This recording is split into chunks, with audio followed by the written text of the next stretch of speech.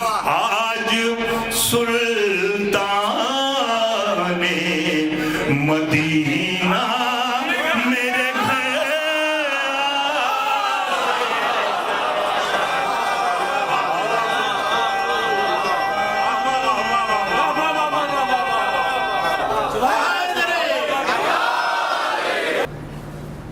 قطع سماعت فرمائے نام سے پہلے. ذکر جس جا پہ تیرا عقد کشا ہوتا ہے، ذکر جس جا پہ تیرا عقد کشا ہوتا ہے، فرش سے عرش تلک صلی اللہ ہوتا ہے،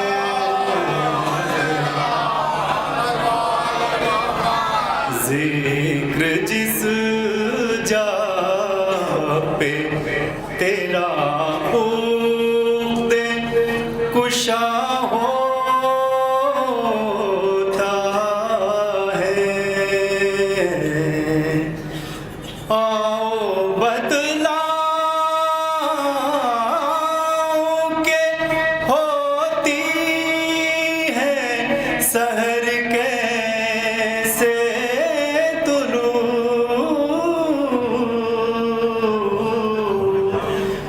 آؤ بدلاؤ کہ ہوتی ہے سحر کیسے طلوع، شمس نے نام محمد، شمس نے نام محمد کا لیا ہوتا ہے، شمس نے نام محمد، شمس نے نام محمد کا لیا ہوتا ہے. درود پڑھیے.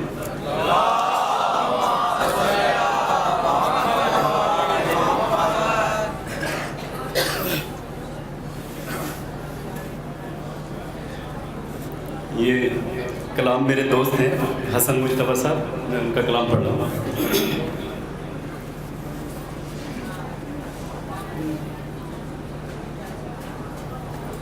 وہ زیادے مجھے مولا کے نظر دیکھ سکے، وہ زیادے مجھے مولا کے نظر دیکھ سکے، کچھ نظر آئے نہ آئے تیرا در دیکھ سکے، وہ زیادے مجھے مولا کے نظر دیکھ سکے، کچھ نظر آئے نہ آئے تیرا در دیکھ سکے، وہ زیادے. شعر سماعت فرمائیں. نور ہی نور ہے سرتاب قدم میرے رسول، نور ہی نور ہے سرتاب قدم میرے رسول، جسم تو اس لیے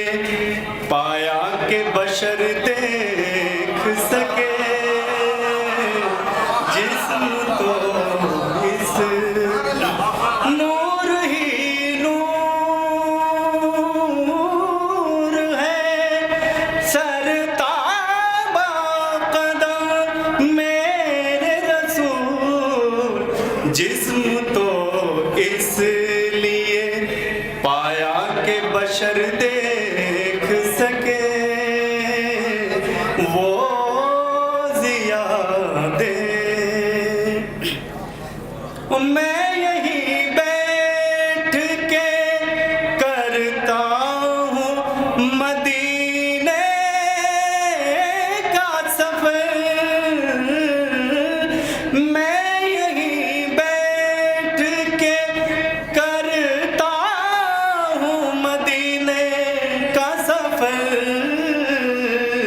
ہے فرشتوں میں کوئی جو میرے پر دیکھ سکے، ہے فرشتوں میں کوئی جو میرے پر دیکھ سکے۔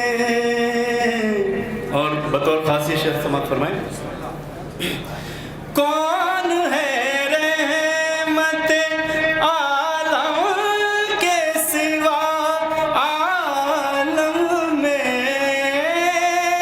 کون ہے رحمت عالم کے سوا عالم میں، چند لمحوں میں جو صدیوں کا سفر دیکھ سکے، چند لمحوں میں جو صدیوں کا سفر دیکھ سکے، جز محمد کے چچا جد امجد کو کون ایسا تھا جو اللہ کا گھر دیکھ سکے، کون ایسا تھا۔ اپنے لہجے پہ بہت ناز تھا جن لوگوں کو، اپنے لہجے پہ بہت ناز تھا جن لوگوں کو، ایک حبشی نے آزادی، ایک حبشی نے آزادی تو سحر دیکھ سکے، ایک حبشی نے مختصر فرمائیں۔ ان کی چوکھٹ پہ حسن گر کے بہت روئیں گے،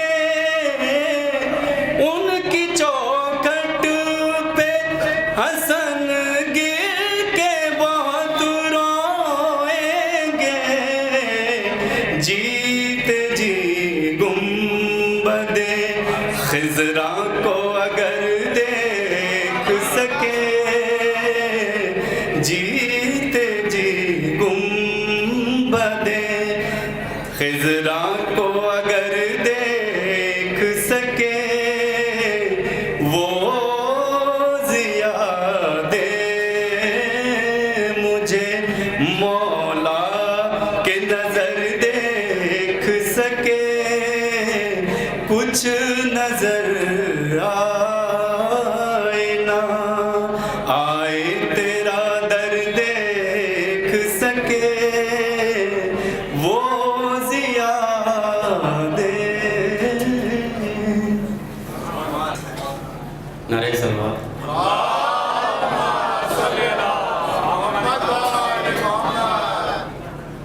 فکری جب بے نیاز ہوتی ہے، فکری جب بے نیاز ہوتی ہے، زندگی سرفراز ہوتی ہے، فکری جب بے نیاز ہوتی ہے، زندگی سرفراز ہوتی ہے، فرش مجلس پہ ایسا لگتا ہے، پھر یہ کہوں کہ فرش محفل پہ ایسا لگتا ہے باجماعت نماز ہوتی ہے۔ نعرہ صلوات۔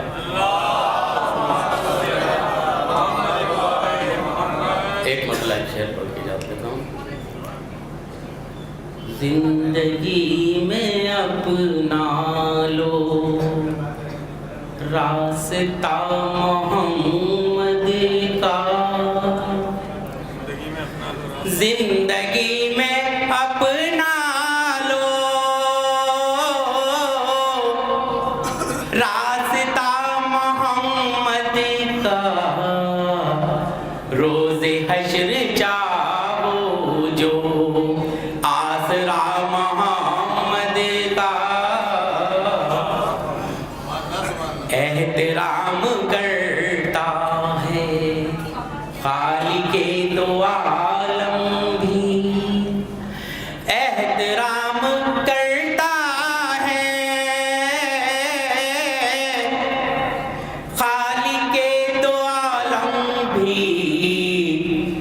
قدر ہے بالا تر مرتبہ محمد کا، کس قدر ہے بالا تر مرتبہ محمد کا، وہ دعا نہ ہو مقبول. تمام محفل کی نظر کرتا ہوں شعر. وہ دعا نہ ہو مقبول ایسا ہو نہیں سکتا، وہ دعا نہ ہو مقبول ایسا ہو نہیں سکتا، جس دعا میں شامل ہو واسطہ محمد کا، جس دعا میں شامل ہو. یہ میرا عقیدہ ہے شامل عبادت ہے، یہ میرا عقیدہ ہے، یہ میرا عقیدہ ہے شامل عبادت ہے. میں جو کرتا رہتا ہوں تذکرہ محمد کا، اور کیوں نہ روئے خوں آنکھیں. ایک پہلے یہ شعر پڑھتا ہوں یہاں سے نائب الحاج صاحب علی مسکر صاحب. کیوں نہ روئے خوں آنکھیں واقعات کربل پر، کیوں نہ روئے خوں آنکھیں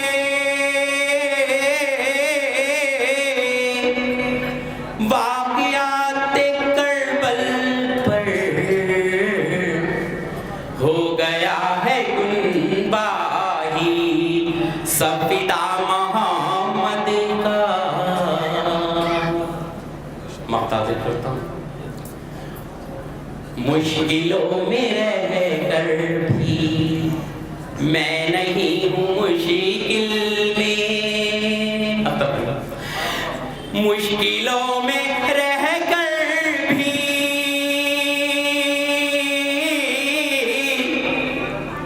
میں نہیں ہوں مشکل میں، یہ کرم ہے انصر پر باخدا محمد کا. اعوذ باللہ من الشیطان اللعین الرجیم. بسم اللہ الرحمن الرحیم. الحمد لأہلہ والصلاة علی اہلہا. قال اللہ تبارک و تعالی فی کتابہ المجید وفرقانہ الرشید وقولہ الحق. بسم اللہ الرحمن الرحیم. فالذین آمنوا بہ وعزروہ ونصروہ واتبعوا النور الذی انزل معہ اولئک هم المفلحون. ایک صلوات پڑھیں محمد.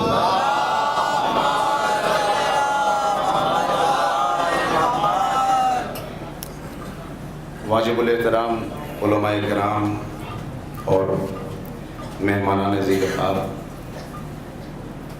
بزرگان محترم اور نوجوانان عزیز، سب سے پہلے میں آپ تمام حضرات کی خدمت میں آج کی اس بابرکت شب کی مناسبت سے ہدیہ تبریک پیش کرتا ہوں، اور ہم سب مل کر دونوں معصومین کے وارث اور وقت کے امام حضرت حجت العصر کی بارگاہ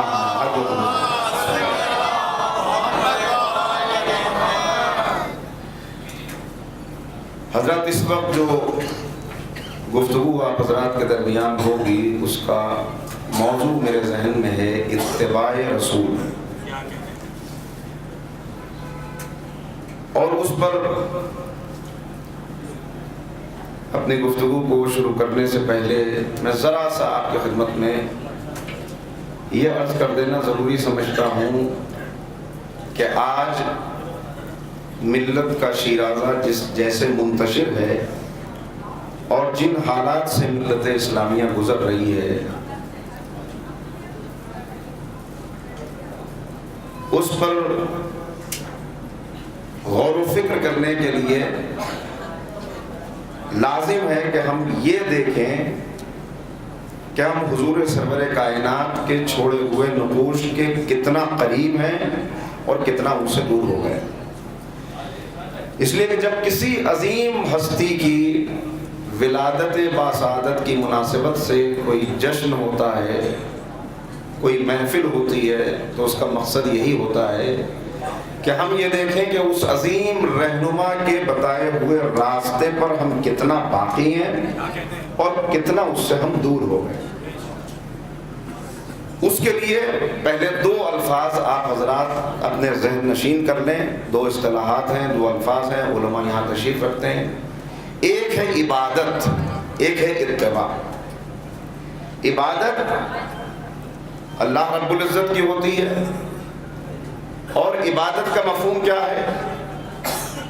اگر خلاصتاً جو چیزیں میرے سامنے ہیں ان کو سمیٹ کے میں دو الفاظ میں عرض کروں تو یہ کہا جا سکتا ہے کہ انتہائی درجے کی محبت اور انتہائی درجے کی اطاعت، جب ان دونوں کو ایک جگہ جمع کر لیا جائے تو اس کا نام عبادت ہے۔ یعنی جس محبت سے اوپر کوئی درجہ محبت ذہن انسانی میں نہ آ سکے کہ اس سے بڑھ کے بھی کوئی محبت ہو سکتی ہے، اور جس سے زیادہ اطاعت، کلی اطاعت، کامل اطاعت، ہر لمحہ اطاعت، ہر قدم پہ اطاعت، جب ایسی اطاعت اور محبت جمع ہو جائے تو اسے عبادت کہتے ہیں۔ اسی کو ذرا سا آگے بڑھا لیجئے تو اس عبادت کی منزل تک، اس محبت کی منزل تک اور اس اطاعت کی منزل تک کوئی پہنچ نہیں سکتا جب تک کسی ایسی ہستی کو تلاش نہ کر لے کہ جس کے اندر یہ دونوں چیزیں درجہ کمال پر پہنچی ہوئی ہوں۔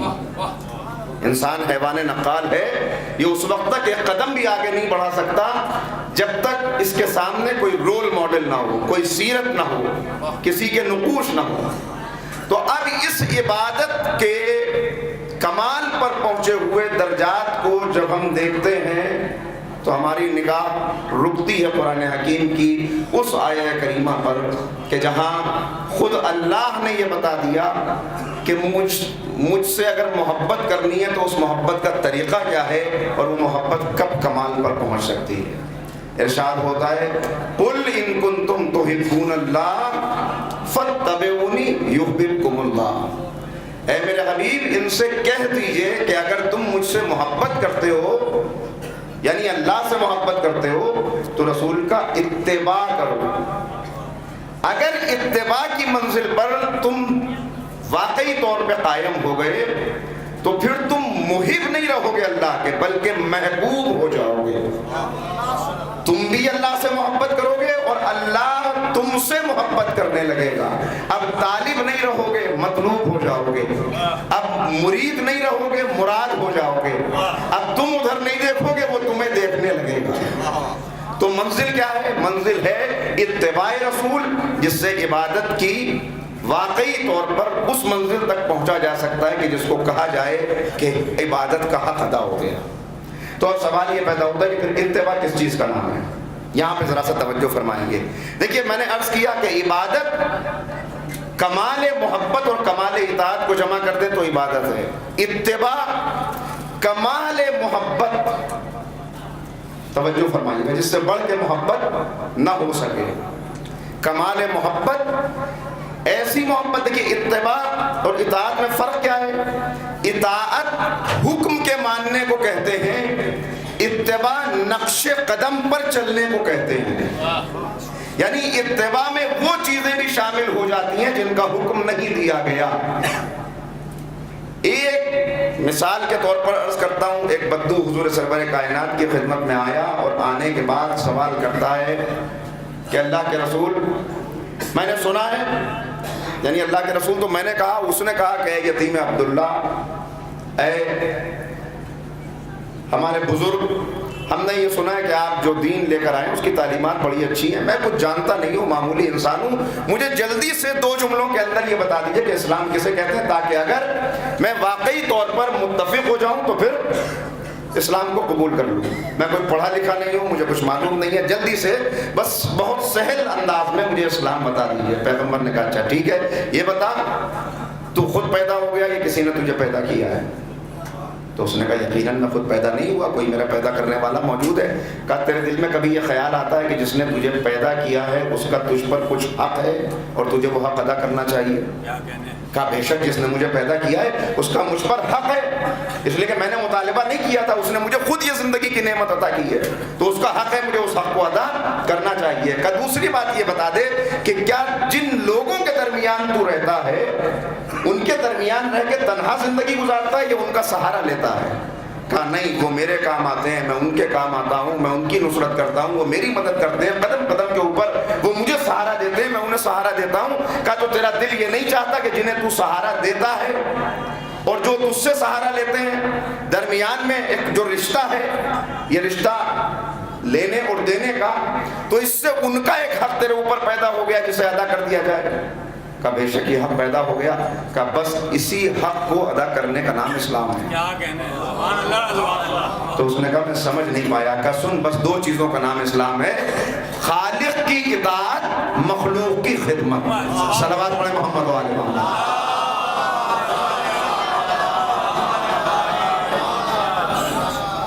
اس پیغام کو سمجھنے کے بعد یہ اٹھا، اسلام قبول کیا، اور اس کے بعد اب یہ آئی اتباع کی منزل جو میں اب عرض کر رہا ہوں۔ اس کے بعد پوری زندگی اس شخص نے اپنے گریبان کا بٹن نہیں لگایا۔ کیوں؟ اس لیے کہ اس کا کہنا یہ تھا جس وقت میں نے پیغمبر کے ہاتھ پر اسلام قبول کیا تھا وہ مزدوری اور محنت کر رہے تھے اور ان کے گریبان کا بٹن کھلا ہوا تھا، لہٰذا میں نے ان کو جس حال میں دیکھا ہے اب اپنی پوری زندگی اسی حال میں گزار دوں گا۔ اسی کو اتباع کہتے ہیں، یعنی جو نقش قدم سامنے ہو اسی کو اپنے لیے مشعل راہ بنا لینا اور اسی کے اوپر پوری زندگی کو ادا کر دینا۔ اب اس اتباع کے مرحلے کیا ہیں، اس کے لیے میں نے جو آیت کریمہ آپ کی خدمت میں تلاوت کی وہ سورہ مبارکہ اعراف کی آیت ہے۔ ذرا اس کا پس منظر پہلے بیان کروں گا تاکہ جلدی سے، بہت مختصر گفتگو ہوگی لیکن جلدی جلدی 2-3 باتیں آپ کی خدمت میں عرض کر دینا ہے۔ پس منظر اس کا یہ ہے کہ حضرت موسیٰ کے نام سے کون واقف نہیں ہے؟ حضرت موسیٰ جلال والے پیغمبر، وہ کوہ طور پہ گئے ہیں، اللہ نے ان کو بلایا ہے تاکہ توریت انہیں عطا کر دے، اور 30 راتوں کے لیے انہیں مدعو کیا کہ 30 راتوں تک میرے پاس آ جاؤ۔ 30 رات کے لیے گئے تھے، 30 شبوں کے لیے، اور اپنے پیچھے اپنے بھائی حضرت ہارون کو چھوڑ کے گئے تھے۔ وہاں 10 راتیں اور روک لیا گیا کہ اور رک جائیے۔ 40 شبیں گزارنے کے بعد جب حضرت موسیٰ واپس آئے تو عالم یہ تھا کہ آپ کے ہاتھ میں پتھر کی وہ تختیاں تھیں جن کے اوپر وہ 10 ہدایتیں کندہ تھیں جو اللہ نے دی تھیں، جنہیں آپ بہت زیادہ جانتے ہیں 10 کمانڈمنٹس کے نام سے۔ وہ لے کے آئے تھے، جب یہاں آئے تو یہاں پر ایک فتنہ پیدا ہو چکا تھا۔ وہ فتنہ کیا تھا آپ بہتر جانتے ہیں۔ وہ فتنہ یہ تھا کہ سامری نے ایک بچڑا بنا لیا تھا سونے اور چاندی کو ملا کر۔ اچھا یہ غریب قوم تھی بنی اسرائیل، ان کے پاس یہ سونا چاندی کہاں سے آیا؟ مسئلہ یہ ہے کہ کچھ دن پہلے اس کی فرعون کی ہلاکت سے کچھ دن پہلے انہوں نے آل فرعون کی عورتوں سے کچھ زیورات ان کی عورتوں نے لیے تھے اپنے کسی تہوار میں پہننے کے لیے کہ یہ ہمیں دے دو، اس کے بعد ہم تمہیں واپس کر دیں گے۔ اس کے بعد وہ معاملہ یہ آ گیا کہ وہ فرعون اور آل فرعون غرق ہو گئی، تو جب غرق ہو گئی تو یہ مالکانہ قبضہ ان کا ہو گیا، اس لیے کہ اب ان کی ملکیت ہو گئے۔ اس سامری نے یہ سارے زیورات جمع کر کے یہ بچڑا تیار کیا اور اسے کچھ اس انداز سے بنایا تھا، بڑا فنکار تھا وہ، کہ اس نے اس کے پیٹ میں کوئی پائپ اس انداز سے فٹ کیا تھا کہ جب وہ ہوا کے رخ پہ رکھا جاتا تھا، وہ ہوا چلتی تھی تو اس کے اندر سے گائے کی آواز بھی نکلتی تھی۔ یہ بچڑا بولتا بھی تھا. اس نے کہا موسیٰ کہاں موسیٰ کے چکر میں پڑے ہو, وہ چلے گئے, تمہیں بھول گئے, دیکھو کون سے خدا کو جانے ملنے کے لیے گئے ہیں, 40 شبیں ہو گئیں, یہ دیکھو اس کی پرستش کرو, یہ ہے تمہارا خدا, یہ ہے الہ. اور کچھ لوگ بہک گئے اور انہوں نے اس کے آگے سر جھکا دیے, اسے سجدے کرنے لگے, اس کو واقعی طور پہ خدا مان لیا. اسی درمیان اب جب جناب موسیٰ واپس آئے تو ان کے ہاتھ میں وہ تختیاں تھیں, غصے کے عالم میں ان تختیوں کو زمین کے اوپر پھینک دیا اور آگے بڑھ کے اپنے بھائی ہارون کا بال, اور ان کے جلال والا نبی ہے نا, ان کے داڑھی اور بال کو پکڑ کے کہا کہ یہ قوم کو تمہارے حوالے کر کے گیا تھا, یہ میں کیا دیکھ رہا ہوں, یہ کیسا فتنہ ہے. تو جناب ہارون نے کہا کہ اے بھائی, اے ماجائے, مجھ پہ غصہ نہ کیجئے, مجھے چھوڑ دیجئے, میں نے پوری کوشش کر لی کہ ان کو راہ حق پر باقی رکھ سکوں, لیکن یہ لوگ مجھے قتل کرنے کے درپے تھے, اگر میں اس سے زیادہ کوشش کرتا یہ مجھے قتل کر دیتے. اور اے بھائی مجھے یہ خطرہ بھی تھا کہ کہیں آپ واپس آنے کے بعد یہ نہ کہیں کہ یہ تم نے کیا کیا, قوم میں تفرقہ ڈال دیا, اس لیے کہ حالت یہ ہو گئی تھی کہ کچھ میرے ساتھ تھے اور کچھ خلاف تھے, تفرقہ پڑ جاتا, لہٰذا مجھے مجبوراً خاموش رہنا پڑا کہ جب آپ آئیں گے تو آپ خود ہی ان سے نمٹیں گے. عزیزو, بس یہاں پر جناب موسیٰ کو جلال آیا, اور اس کے بعد وہ پورا حکم آپ کو موجود ہے. میں مختصر کرتا ہوں بات کو تاکہ اصل بات تک آ سکوں کہ وہ حکم پورا موجود ہے. اس کے بعد کہ اب یہ ایک ہی طریقہ ہے توبہ کرنے کا, سب سے سخت توبہ آج تک جو کسی قوم نے کی ہے وہ اسی قوم نے کی.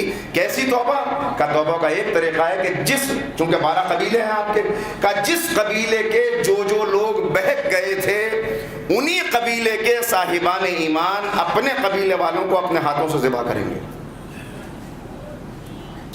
اور اس طرح یہ سب سے بڑی توبہ ہوئی. اس کے بعد 70 لوگوں کو لے کر جناب موسیٰ پھر کوہ طور پر گئے تاکہ ایک مرتبہ اور اللہ کی بارگاہ میں درخواست کر سکیں کہ ہم سے درگزر فرما, ہمیں معاف فرما. اس وقت دعا فرمائی, دعا کر رہے تھے کہ ایک ایسا زلزلہ آیا کہ معلوم ہوا سب ہلاک ہو جائیں گے.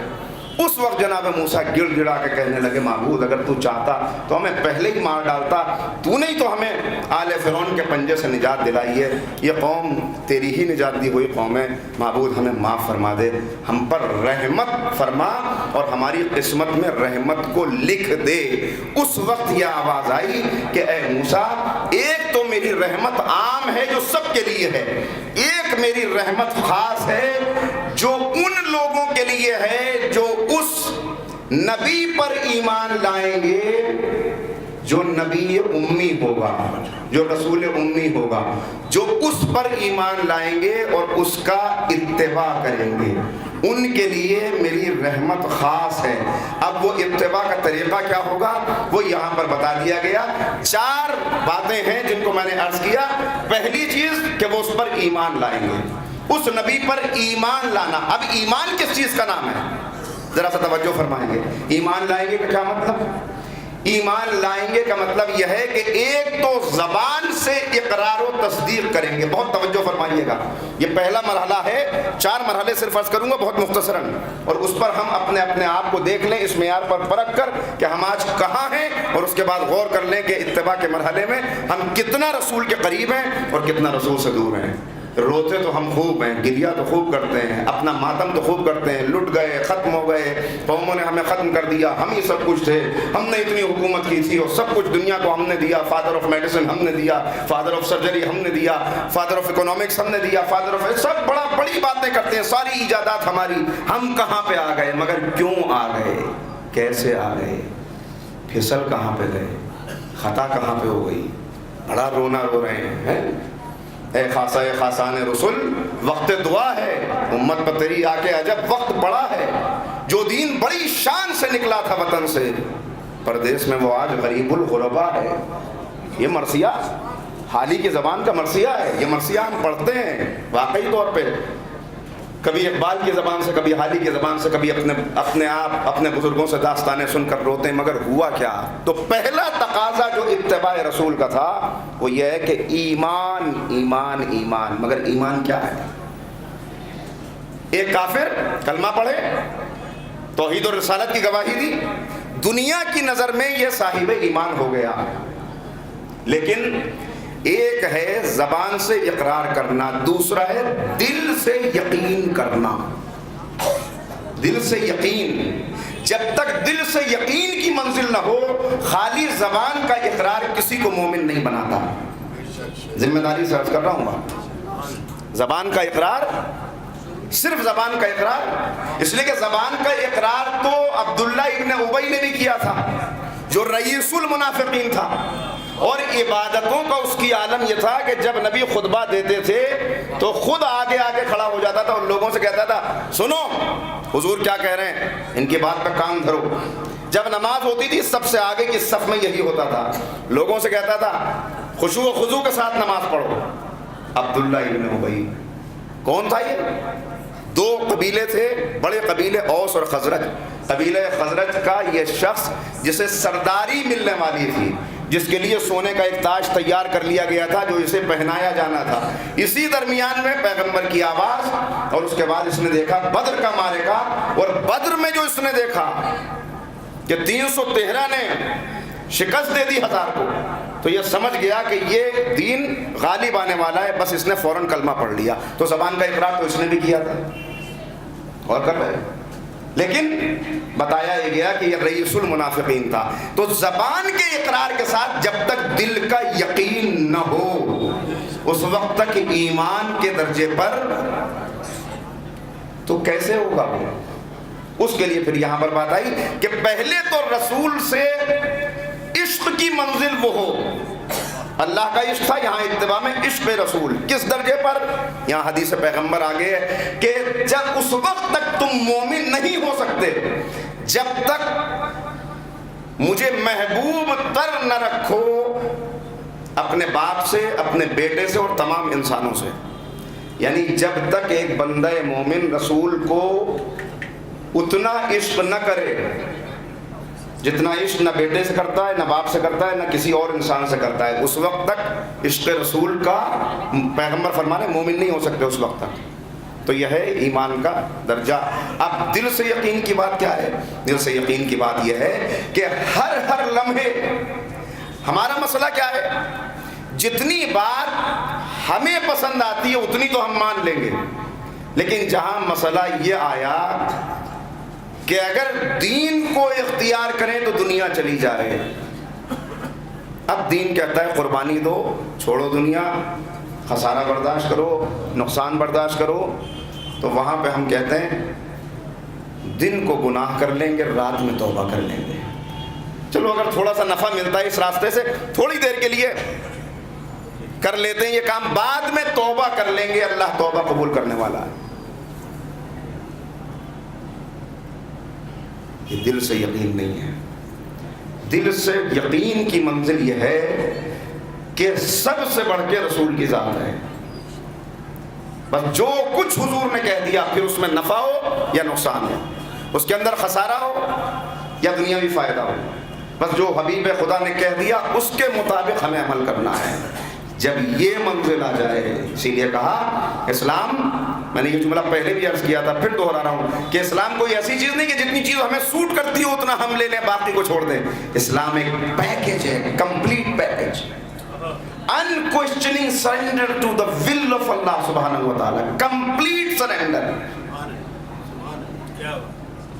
complete package, take it or leave it.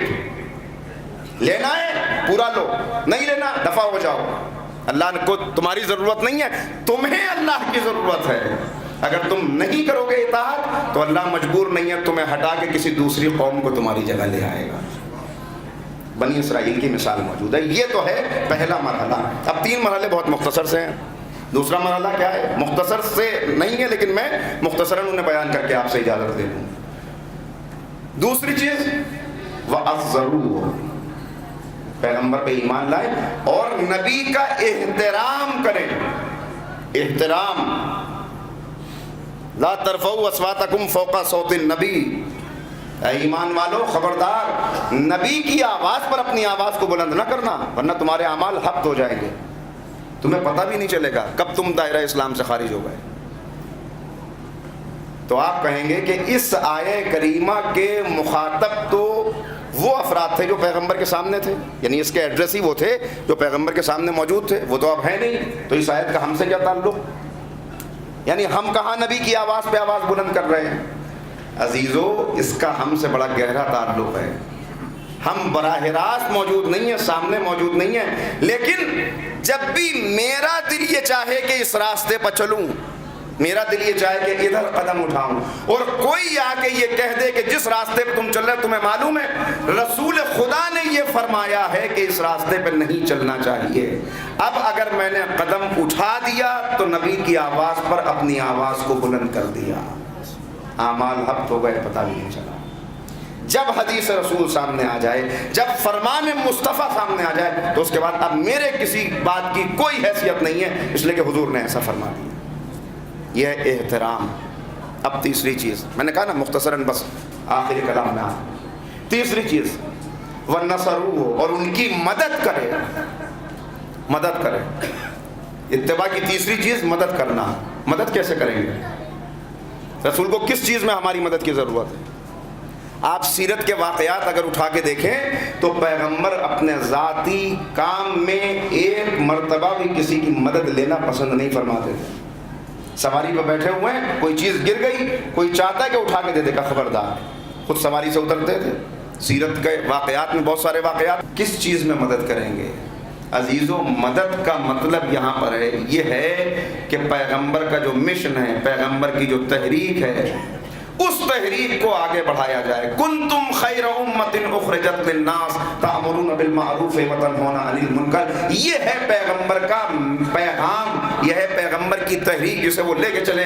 پورا معاشرہ پاک و پاکیزہ ہو جائے, سب معاشرے کے اندر سے برائیاں دور ہو جائیں, اچھائیاں پھیل جائیں. اب نصرت کرنے کا مقصد یہی ہے کہ پیغمبر کے اس پیغام کو لے کے ہم آگے بڑھیں. ہم بہترین امت ہیں, اپنے بول بالے کے لیے تو سبھی کام کرتے ہیں, اپنے نام کو پرچم کو بلند کرنے کے لیے تو سبھی کام کرتے ہیں, مگر ہم وہ امت ہیں کہ ہمیں اپنے لیے نہیں, ہمیں دوسری امتوں کے, دوسری قوموں کے لیے کھڑا کیا گیا ہے, ان کے لیے ایک مثالی امت بن کے دکھا ہے. یہ ہے اتباع کا تیسرا نقطہ. اور آخری بات, اور میں آپ سے اجازت لے لوں, وہ کیا ہے؟ پیغمبر کی نصرت کرے, پیغمبر پہ ایمان لائے, احترام کرے, نصرت کرے.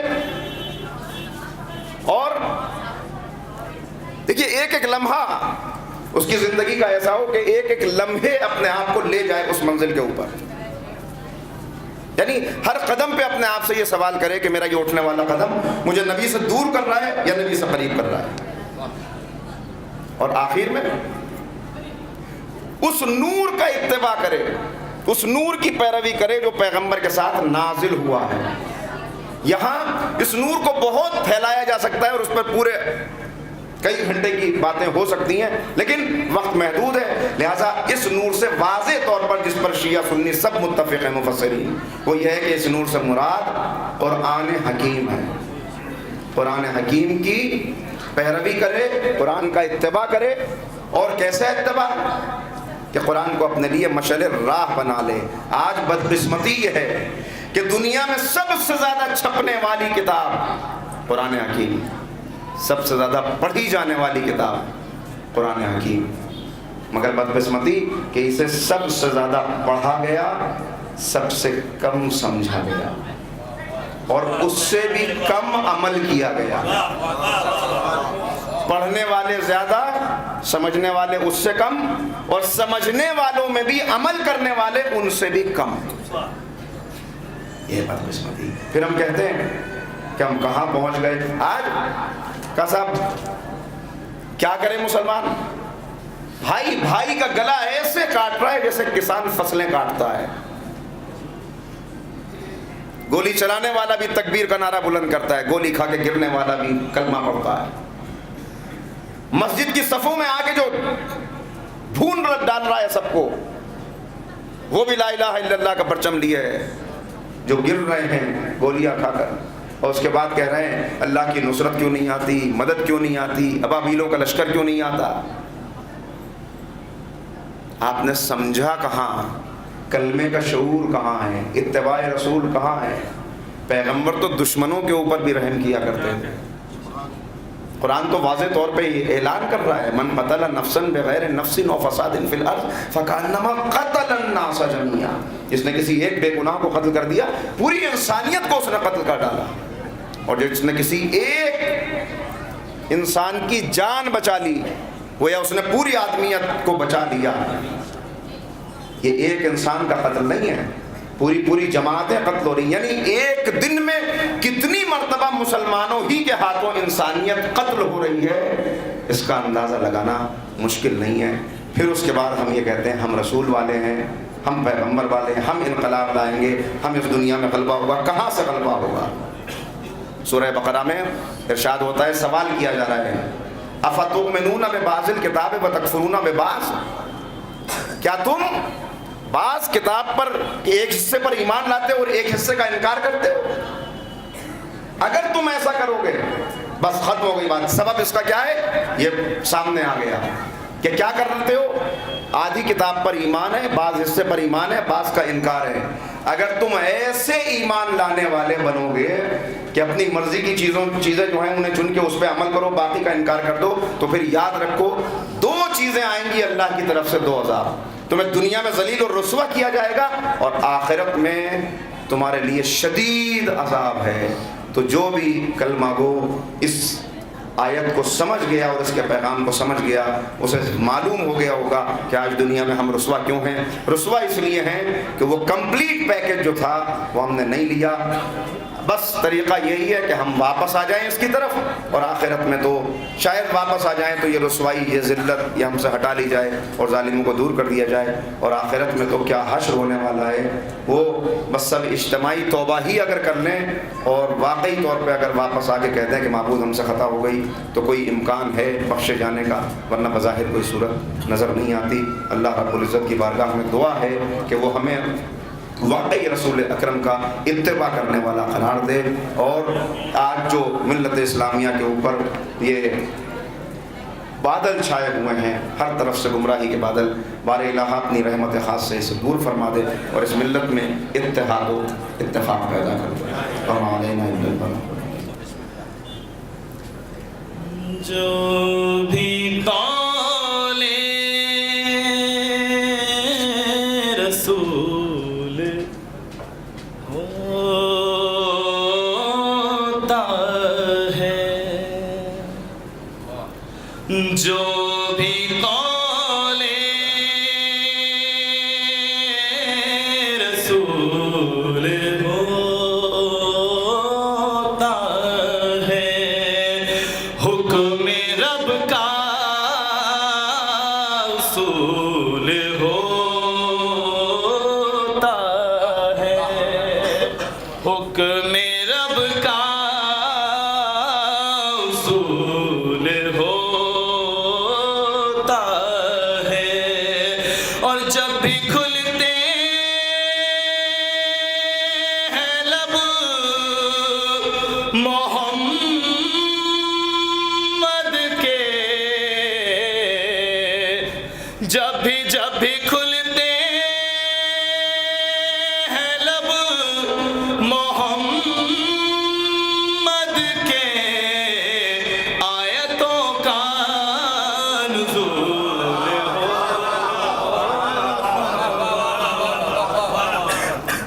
جب بھی کھلتے ہیں لب محمد کے، آیتوں کا نزول ہوتا ہے، آیتوں کا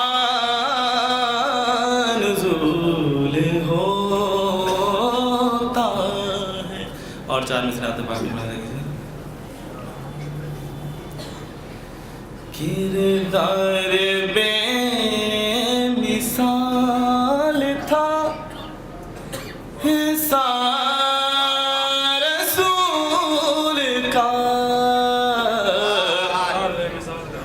کردار بے مثال تھا ایسا رسول کا، ہوتا تھا کافروں میں بھی چرچا رسول کا، ہوتا تھا کافروں میں بھی چرچا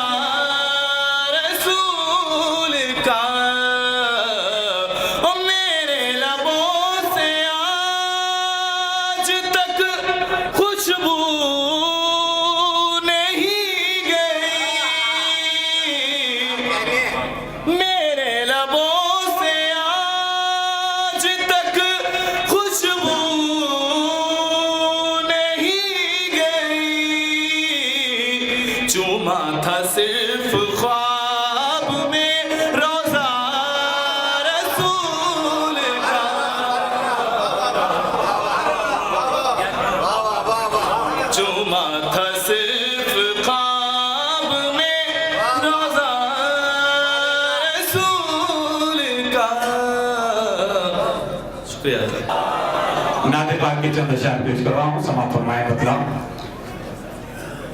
दो जहां खुदा के हैं और खुदा मोहम्मद का, दो जहां खुदा के हैं, दो जहां खुदा के हैं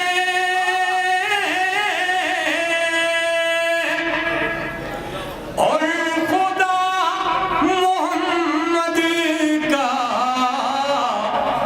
नाम कितना अच्छा है। मुस्तफा मोहम्मद का कितना अच्छा है। मुस्तफा मोहम्मद का और सिर्फ आपकी खातिर खल्क की गई दुनिया, सिर्फ आपकी खातिर, सिर्फ आपकी खातिर खल्क की गई दुनिया।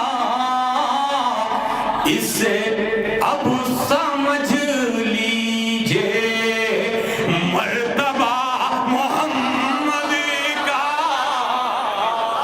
इसे अब समझ लीजिए मर्तबा मोहम्मद का,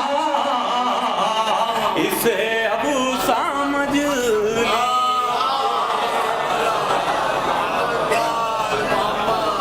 मर्तबा मोहम्मद का। हमारे बुजुर्ग शायर सरदार कुंवर महेंद्र सिंह बेदी साहब ने कहा था कि इश्क हो जाए किसी से कोई चारा तो नहीं, इश्क हो जाए किसी से कोई चारा तो नहीं, सिर्फ मुस्लिम का मोहम्मद का इजारा तो नहीं। इस तालिब इल्म का ये शेर इसी रोशनी में समाप्त फरमा लीजिए।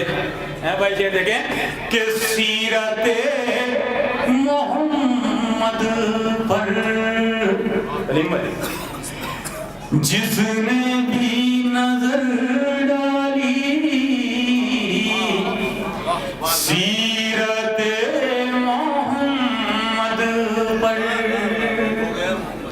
सीरते मोहम्मद पर जिसने भी नजर डाली, वो बशर उसी लम्हा हो गया मोहम्मद का,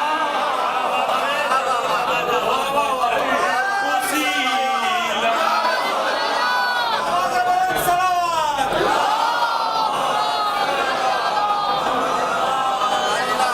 सीरत मोहम्मद पर जिसने भी नजर डाली,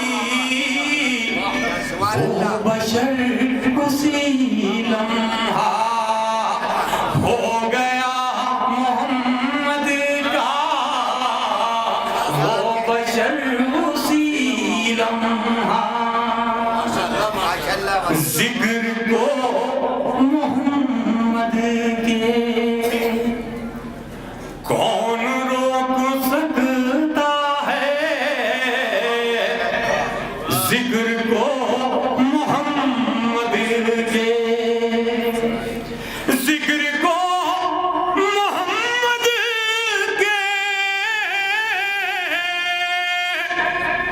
कौन रोक सकता है नमाज में शामिल तज़किरा मोहम्मद का, है نماز میں شامل تذکرہ محمد. یہ پچھلے دنوں خبر دیکھ رہے تھے کہ مسجد نبوی میں کچھ نبی کے چاہنے والوں نے 12 ربیع اول کو مولا کی بارگاہ میں جشن منانے کی کوشش کی، لیکن انہیں روکا گیا. افسوس کی بات تو یہ ہے کہ وہ روکنے والے بھی اپنے آپ کو مسلمان کہتے ہیں. اسی حوالے سے میں نے یہ شعر کہا کہ ذکر کو محمد کی کون روک سکتا ہے نماز میں شامل تذکرہ محمد کا منکروں کی بستی میں دین حق کو پھیلایا منکروں کی بستی میں منکروں کی بستی میں دین حق کو پھیلایا دیکھ لے زمانہ یہ حوصلہ محمد کا دیکھ لے زمانہ یہ حوصلہ محمد کا دیکھ لے زمانہ یہ. اور آخری شعر آج جو حالات ہیں عالم اسلام کے، اسی حوالے سے یہ شعر خاص طور سے سماعت فرمائیں کہ جس کی ذات سے کوئی دوسرا پریشان ہو جس کی ذات سے کوئی جس کی ذات سے کوئی دوسرا پریشان ہو نہ ہوا خدا کا وہ نہ ہوا محمد کا نہ ہوا خدا کا وہ نہ ہوا محمد کا یہ تو میرا دعویٰ ہے پھر دعا نہ رد ہوگی یہ تو میرا دعویٰ ہے پھر دعا نہ رد ہوگی دے دیا اگر تم نے واسطہ محمد کا دے دیا اگر تم نے واسطہ محمد کا مدح مصطفیٰ کر کے یہ سلیم کہہ دیجئے مدح مصطفیٰ کر کے یہ سلیم کہہ دیجئے ہر گناہ سے روکے راستہ محمد کا ہر گناہ سے روکے. بلند آواز میں نعرہ صلوات پڑھیے ذرا. بہت بہت شکریہ آپ لوگوں نے بڑی محبتوں سے نوازا. نعرہ تکبیر نعرہ رسالت نعرہ حیدری نعرہ صلوات.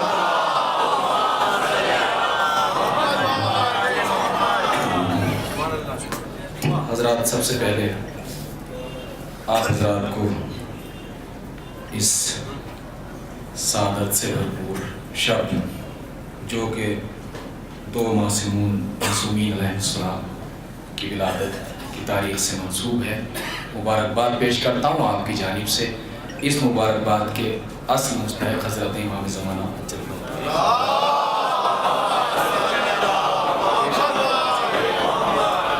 یہیں سے آغاز کرتا ہوں رسالت کے موضوع کہ وہ ایک نور مجسم عبادتوں کا نصیب، وہ ایک نور مجسم عبادتوں کا نصیب، ہر ایک جبی کے لیے ایک چراغ چھوڑ گیا. ہر ایک آمادہ ہو جائیں، انشاءاللہ محسوس ہوں گے اور جڑ جائیں محفل سے. پیش کرتا ہوں کہ وہ ایک نور مجسم عبادتوں کا نصیب، ہر ایک جبی کے لیے ایک چراغ چھوڑ گیا اور مٹا سکے گا نہ کوئی نشانیاں اس کی. وہ سجدہ گاہ پہ سجدوں کے داغ چھوڑ گیا. وہ سجدہ گاہ پہ سجدوں کے داغ چھوڑ گیا. اور انہی کے دم سے ہے روزہ، انہی کے دم سے نماز، انہی کے دم سے ہے روزہ، انہی کے دم سے نماز. بغیر ان کے اگر ہو تو بندگی ہی نہیں، بغیر ان کے اگر ہو تو بندگی ہی نہیں. اور رسول مرضی حق سے زبان کھولتے ہیں. مصرع پیش کرتا ہوں کہ بغیر ان کے اگر ہو تو بندگی ہی نہیں. رسول مرضی حق سے زبان کھولتے ہیں. جو ان کی بات نہ مانے وہ آدمی ہی نہیں، جو ان کی بات نہ مانے. رسول مرضی حق سے زبان کھولتے ہیں. جو ان کی بات نہ مانے وہ آدمی ہی نہیں، جو ان کی بات نہ مانے وہ. دیکھیں حضرات، آمادگی کے طور پر کیونکہ جب خانوادہ اہل بیت میں کوئی خوشی ہوتی ہے تو جس جوش و خروش سے آپ غم کا پرسا اور یہ سب پیش کرتے ہیں، اسی طرح سے اس گھرانے کی خوشی میں بھی شامل ہونا چاہیے. اور آپ حضرات پچھلے برس بھی اس محفل میں یہاں ضرور تشریف لائے تھے سب حضرات، اور یہ اس محفل کی قبولیت اور آپ حضرات کی سماعتوں کی سچائی کی دلیل ہے کہ اللہ نے پھر آپ کو یہ موقع فراہم فرمایا.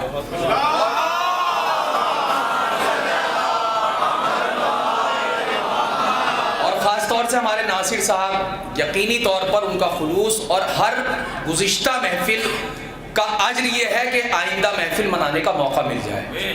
اب شعر پیش کرتا ہوں یہاں سے آپ کی خوش قسمتی یہاں آپ کے تشریف رکھنے کی اور آپ کا فخر بیان کرتا ہوں. یہ 4 مصرے اپنی پوری ذمہ داریوں سے ملاحظہ کر لیں. پیش کرتا ہوں کہ ہم نے سیکھا ہے محمد سے شعار زندگی، ہم نے سیکھا ہے محمد سے شعار زندگی. آج بھی دنیا میں جینے کا سلیقہ ہم سے ہے، آج بھی دنیا میں جینے کا سلیقہ ہم سے ہے. اور رحمت للعالمین کے ماننے والے ہیں ہم، رحمت للعالمین کے ماننے والے ہیں ہم زمانے سے نہیں ہے، یہ زمانہ ہم سے ہے، ہم زمانے سے نہیں ہے.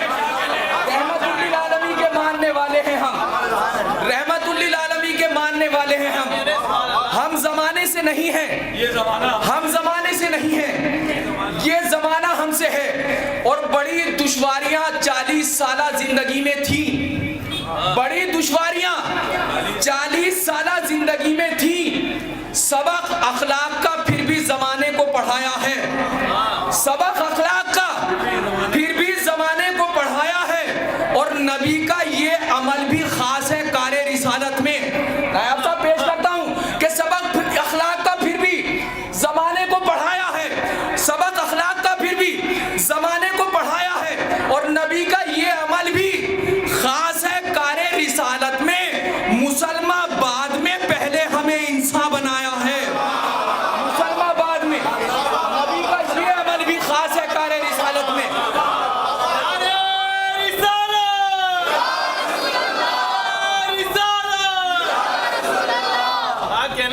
نبی کا یہ عمل بڑی دشواریاں 40 سالہ زندگی میں تھی، سبق اخلاق کا پھر بھی زمانے کو پڑھایا ہے. نبی کا یہ عمل بھی خاص ہے کار رسالت میں. مسلمہ بعد میں پہلے ہمیں انسان بنایا ہے، مسلمہ بعد میں پہلے ہمیں انسان بنایا ہے. اور یہ 4 مصرے اور بڑی ذمہ داری کے ساتھ پیش کرتا ہوں. ملاحظہ کر لیں کہ دیکھیے وہ سنت ہمیں نصیب ہوئی اور ہماری خوش نصیبی ہے کہ رسول کی ہمیں وہ ابھی جناب عیسیٰ کی سنت منسوخ ہو گئی، کتابیں منسوخ ہو گئی. وہ اس لیے کہ ان کا کوئی بچانے والا نہیں تھا. ہم خوش قسمتی ہیں اور اسی لیے خوش قسمتی ہے ہماری، اور اسی لیے پوری دنیا میں جتنے ادیان اور جتنی کتابیں آئیں سب کو فالو کیا، لوگوں نے توحید کو بھی مانا، کتاب کو بھی مانا، لیکن ایک سپیریئر مسلمان اس لیے ہے کہ جس سنت کو یہ مانتے ہیں اس کے بچانے والے بھی موجود تھے۔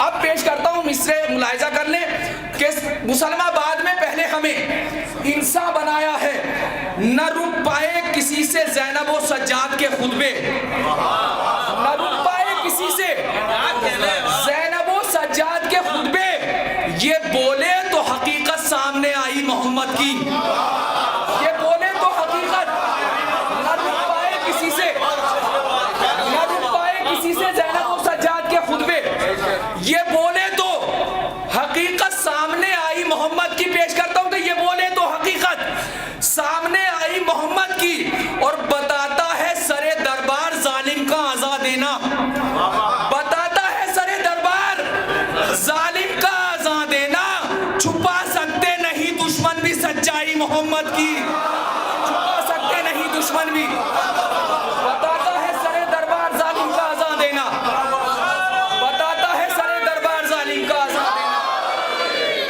بتاتا ہے سر دربار ظالم کا عزا دینا، چھپا سکتے نہیں دشمن بھی سچائی محمد کی، چھپا سکتے نہیں دشمن بھی سچائی محمد کی۔ حضرات دیکھیں، یہ میں وہ مصرے پہ دیکھیں، نایاب صاحب میری اس بات کی تائید کریں گے کہ بہت سے لوگ یہ کہہ دیتے ہیں کہ میں ایک نئی بات پیش کر رہا ہوں، جو صرف پہلے سے نہیں بلکہ ازل سے ہیں، اور جن کا قصیدہ قرآن میں موجود ہو وہ مدح کرنے کے لیے نئی بات کہاں سے آئے گی۔ پیش کرتا ہوں نایاب صاحب خصوصی دعا کے ساتھ، ناصر صاحب، اور یہ بات صرف آپ تک پہنچ جائے، مجھے اس وقت داد کا مطالبہ میں بالکل نہیں کرتا، صرف آپ کی دعائیں اور ہمارے محترم علماء اکرام یہاں تشریف فرمائیں ان کے حوالے سے، اور یہ اس رسول کے بارے میں اور اس کے لیے یہ بات ہے، اور اس کی جیسے رسول کی ایک خصوصیت ہے کہ سب تمام انبیاء سے الگ ایک انفرادی فضیلت کہ رسول کا سایہ نہیں تھا، اسی طرح کی کچھ اور خصوصیتیں رسول ہمارے آخری رسول کو انفرادی بناتی ہیں اپنی عظمت کی وجہ سے۔ شاید یہ بات آپ تک میں ایک طالب علم کی حیثیت سے پہنچا سکوں، دعاؤں سے نواز دیں، اس کے بعد انشاءاللہ اور خدمت جاری رہے گی۔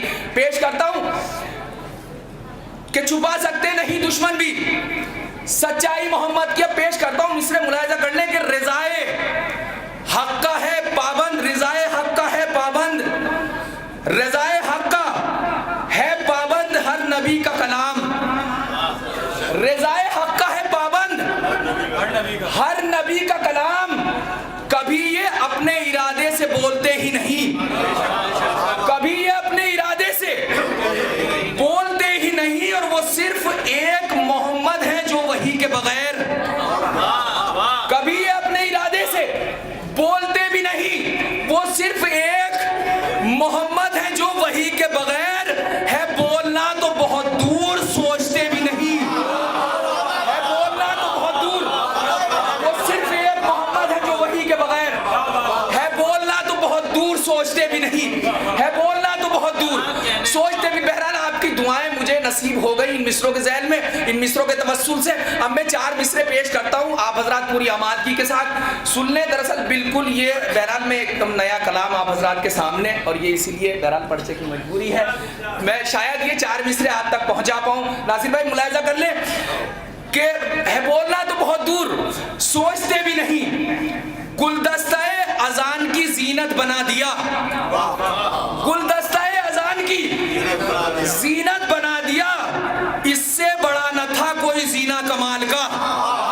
یہ مصرے پیش کرتا ہوں کہ گلدستہ اذان کی زینت بنا دیا، اس سے بڑا نہ تھا کوئی زینہ کمال کا، اس کا نصیب ایسے جگایا رسول نے، اس کا نصیب ایسے جگایا رسول نے، سویا نہ پھر کبھی بھی مقدر بلال کا، سویا نہ پھر کبھی بھی، اس کا نصیب ایسے جگایا رسول نے، سویا نہ پھر کبھی بھی، سویا نہ پھر کبھی بھی مقدر بلال۔ ابھی حضرات ایک بات شروع ہوئی تھی کہ جہاں اسلام لانے والا ہے وہیں بچانے والے بھی موجود ہیں، اور یہ ذکر وہیں تک پہنچے گا انشاءاللہ۔ پیش کرتا ہوں کہ محفل میں جب بھی ذکر رسول خدا ہوا، محفل میں جب بھی ذکر رسول خدا ہوا، معراج کے سفر کا وہاں تذکرہ ہوا، معراج کے سفر کا وہاں تذکرہ ہوا،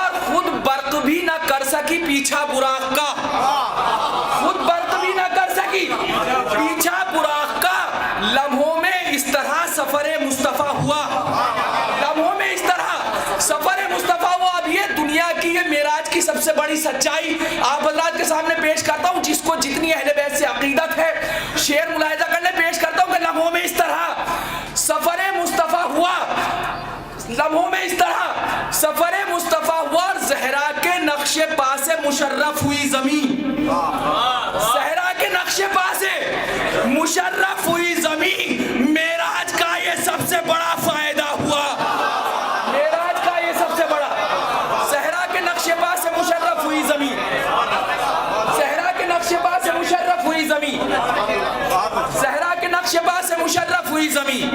मेराज का ये सबसे बड़ा फायदा हुआ, मेराज का ये सबसे बड़ा,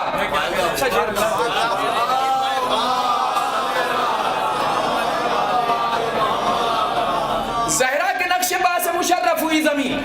मेराज का ये सबसे बड़ा फायदा हुआ, मेराज का ये सबसे बड़ा फायदा हुआ। बहुत जल्दी जल्दी और यहीं से रब्त करते हुए पेश करता हूँ कि मेराज का ये सबसे बड़ा फायदा हुआ, मेराज का ये सबसे बड़ा फायदा हुआ। और सूरह कौसर तेरी तफसीर पाने के लिए, सूरह कौसर तेरी तफसीर पाने के लिए अर्श तक पहुंचे नबी ज़हरा को लाने के लिए, अर्श तक पहुंचे नबी ज़हरा को लाने के लिए, अर्श तक पहुंचे नबी ज़हरा को लाने के लिए। अभी शेर और पेश करता हूं कि अर्श तक पहुंचे नबी ज़हरा को लाने के लिए, और कम से कम मेराज तक जाना पड़ेगा फिक्र को, कम से कम मेराज तक जाना पड़ेगा फिक्र को, रिफत ज़हरा का अंदाजा लगाने के लिए, रिफत ज़हरा का कम से कम मेराज तक जाना पड़ेगा फिक्र को, रिफत ज़हरा का अंदाजा लगाने के लिए। और साहिबे मेराज की बेटी जहां रख दे कदम,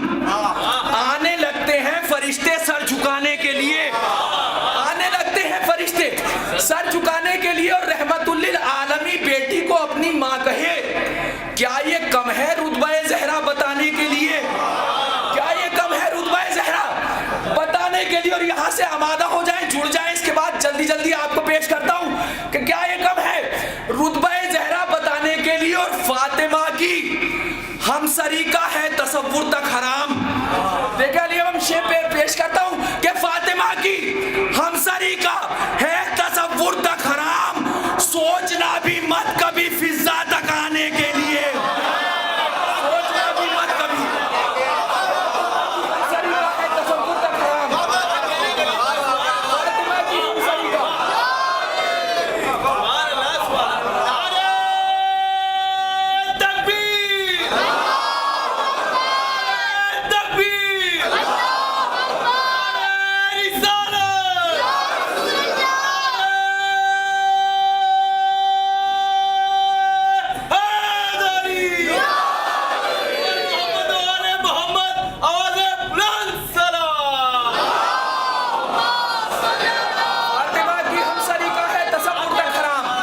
सोचना भी मत कभी फिजा तकाने के लिए। हजरत अभी एक बहुत ये अभी मैंने एक मिसरे में पेश भी किया था कि सच्चाई के जो रसूल सिर्फ वही से बोलता नहीं, वो सिर्फ सोचता भी जो है अल्लाह की मर्जी से है। उसी रसूल ने फरमाया हुसैनो मिन्नी वाना मिनल हुसैन। अगर रसूल को जो सच्चा माने उस पर वाजिब है कि ये भी माने। अब मैं अभी जब इस्लाम बचाने और ये सिर्फ 3-4 शेर आप तक पहुंचाने हैं, वक्त भी बहुत कम है। हमारे नायाब साहब को ज़्यादा से ज़्यादा आप हज़रात जनाब नायाब साहब को सुनिएगा, इंशाल्लाह सिर्फ 7-8 शेर जल्दी जल्दी पेश करता हूँ। नासिर भाई मुलाहिजा कर लें, सलीम भाई पेश करता हूँ जुमला कि हुर का क्या कहना दुआए क़ल्ब ज़हरा ले गया, हुर का क्या कहना दुआए क़ल्ब ज़हरा ले गया, वो खुशा किस्मत मुक़द्दर से ज़्यादा ले गया, वो खुशा किस्मत मुक़द्दर से ज़्यादा ले गया। और जिसको जितना चाहिए था जिंदगी के नाम पर फातिमा ज़हरा के दरवाजे पे आया ले गया, जिसको जितना चाहिए था जिंदगी के नाम पर फातिमा ज़हरा के दरवाजे पे आया ले गया। करबला सिफ़ीन के मंजर को दोहराने लगी, करबला सिफ़ीन के मंजर को दोहराने लगी। जबलम दरिया पे सक्काए सकीना ले गया, जबलम दरिया पे सक्काए सकीना ले गया। देखिए हज़रात, एक लफ्ज़ होता है फज़ल اور یہاں علماء کرام موجود ہیں، نائب صاحب، میرے محترم بزرگ جناب ناصر صاحب اور تمام بزرگ حضرات، مجھے صرف اپنے چھوٹے بھائیوں کے لیے یہ عرض کر دوں کہ کوئی بچہ جب امتحان دیتا ہے اور جتنا اچھا اس نے لکھا اس کو اس کے نمبر حاصل ہوئے، یہ اس کا حق تھا. لیکن کوئی کالج یا یونیورسٹی یا کوئی اسکول جب اس کو الگ سے انعام دیتا ہے یا کسی کے کام کی اجرت کے علاوہ جو انعام دیا جاتا ہے وہ ہوتا ہے فضل، اس کے لیے استعمال ہوتا ہے. اب شعر پیش کرتا ہوں اپنی اپنی پوری ذمہ داریوں سے، جتنی ذمہ داری سے آپ سن سکتے ہیں. داد کا کوئی مطالبہ نہیں، دعا اور مولا جتنے لوگ یہاں موجود ہیں سب کی حاجتیں پوری فرمائے، تمام جگہ امن و امان باقی رہے. اب شعر پیش کرتا ہوں مولا عباس کی عظمتوں کو سلام کرتے ہوئے کہ کربلا صفین کے منظر کو دہرانے لگی. نایاب صاحب خصوصی دعاؤں کے ساتھ پیش کرتا ہوں کہ کربلا صفین کے منظر کو دہرانے لگی. جب علم دریا پہ سقائے سکینہ لے گیا اور فضل ہے عباس کے سب سے بڑے بیٹے کا نام. شعر سن لے کہ فضل ہے عباس کے سب سے بڑے بیٹے کا نام، یہ شرف بھی فاطمہ زہرا کا پوتا لے گیا. یہ شرف بھی فضل ہے عباس کے سب سے بڑے بیٹے کا نام، فضل ہے عباس کے سب سے بڑے بیٹے کا نام، یہ شرف بھی فاطمہ زہرا کا پوتا لے گیا. اور اس لیے بھی ظلم شرمندہ رہے گا حشر تک، اس لیے بھی ظلم شرمندہ رہے گا حشر تک. کربلا کو جیت کر اصغر سا بچہ لے گیا، کربلا کو جیت کر، اس لیے بھی ظلم شرمندہ رہے گا حشر تک. کربلا کو جیت کر اصغر سا بچہ لے گیا، کربلا کو جیت کر اصغر سا بچہ لے گیا. اب تک آپ حضرات جس طرح آپ نے سنا، آپ کی ذمہ داری یہ 3 شعر سننے جس کے لیے میں نے اب تک آپ کی سبق خراشی کی ان اشعار سے. اب میں پیش کرتا ہوں سلیم بھائی دعاؤں کی التماس کے ساتھ صرف یہ 3-4 شعر آخری پیش کرتا ہوں. میں کربلا کو جیت کر اصغر سا بچہ لے گیا، اور وہ علی جس نے شہادت پائی تھی محراب میں، وہ علی جس نے شہادت پائی تھی محراب میں، اس کا بیٹا اپنے مقتل تک مصلی لے گیا. اس کا بیٹا اپنے مقتل تک، وہ علی جس نے شہادت پائی تھی محراب میں، اس کا بیٹا اپنے مقتل تک، اس کا بیٹا اپنے مقتل تک مصلی لے گیا، اس کا بیٹا اپنے مقتل تک مصلی لے گیا. جتنی قیمتی رسول کی سیرت اتنا ہی مشکل اس کو بچانا. اب شعر پیش کرتا ہوں کہ کربلا کو جیت کر اصغر سا بچہ لے گیا، وہ علی جس نے شہادت پائی تھی محراب میں، اس کا بیٹا اپنے مقتل تک مصلی لے گیا. اور ایسا ایک مقتول بھی تاریخ نے دیکھا ہے جو، ایسا ایک مقتول بھی تاریخ نے دیکھا ہے جو قاتلوں کے بیچ سے اسلام زندہ لے گیا. قاتلوں کے بیچ سے ایسا ایک مقتول بھی تاریخ نے دیکھا ہے جو، ایسا ایک مقتول بھی تاریخ نے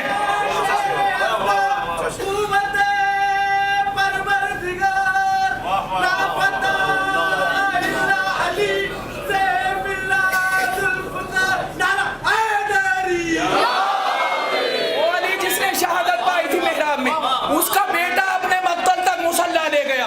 ایسا ایک مقتول بھی تاریخ نے دیکھا ہے جو قاتلوں کے بیچ سے اسلام زندہ لے گیا، قاتلوں کے بیچ سے اسلام زندہ لے گیا. اور مجھ کو جس معراج تک لایا تھا روزوں کا ثواب، مجھ کو جس معراج تک لایا تھا روزوں کا ثواب، اس سے آگے روز عاشورہ کا فاقہ لے گیا. اس سے آگے روز عاشورہ کا، اس سے آگے روز عاشورہ کا، مجھ کو جس معراج تک لایا تھا روزوں کا ثواب، اس سے آگے روز عاشورہ کا فاقہ لے گیا. اور خاک پہنچی اس کی خاک کربلا تک ہے کلیم، جو دم آخر زیارت کی تمنا لے گیا، جو دم آخر زیارت کی تمنا لے گیا. منقبت جس نے کبھی لکھی نہیں حسنین کی،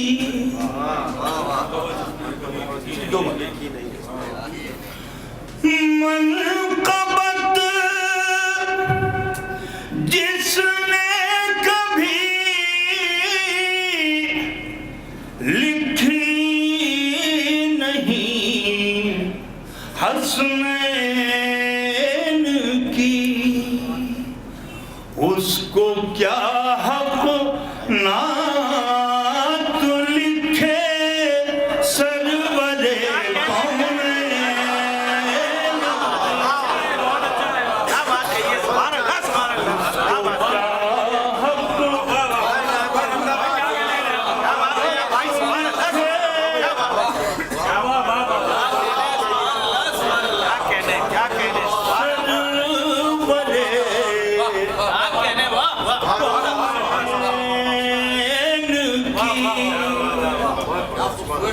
क्या फिक्र है साहब ऐ खुदा दे दे हमें हिम्मत ज़ुहैरे दैन की। ऐ खुदा दे दे हमें हिम्मत ज़ुहैरे दैन की। हमको पढ़ना है नमाज़े मनक़बत ज़ुहरैन की। एक बार दूर पढ़ते मोहम्मद वाले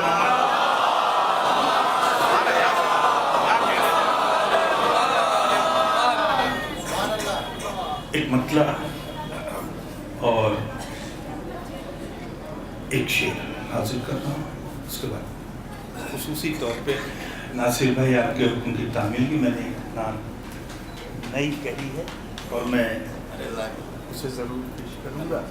खुदा का शुक्र है कि अहले नज़र अहले तशरीफ़ फरमा है और हमारे उलमाए कराम मौला ने सलामत रखे, इनका साया हमारे सरों पर बरकरार रखे। मतला और एक शेर, एक मतला एक शेर। क्या बताऊं शान उस ज़ाते अज़ीम शान की। अहले तशरीफ़ फरमा है। क्या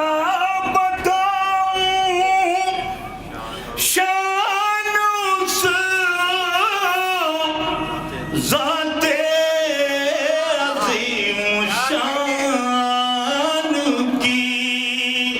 सरहदें जिसने मिला दी वाजिबो इम्कान की। ओ हक़ ने सहरा में उगा कर नाम अहमद का गुलाब यक बयक किस्मत बदल दी तब तेरे गिस्तान की। यक बयक किस्मत बदल दी तब तेरे गिस्तान की। दुरूद पढ़ दे मोहम्मद वाला।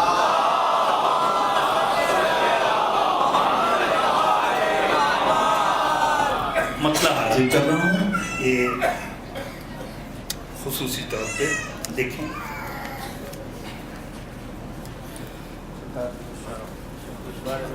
सवाल किया आप लोगों ने, मुक़द्दस समझ जाएगा, मेरा भी मेरी शायरी है।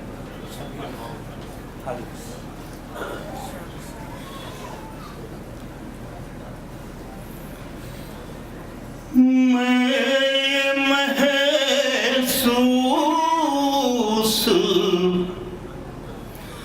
करूँगा कि कुल अफ़लाक मिले। देखिए मैं ये महसूस करूँगा कि कुल अफ़लाक मिले।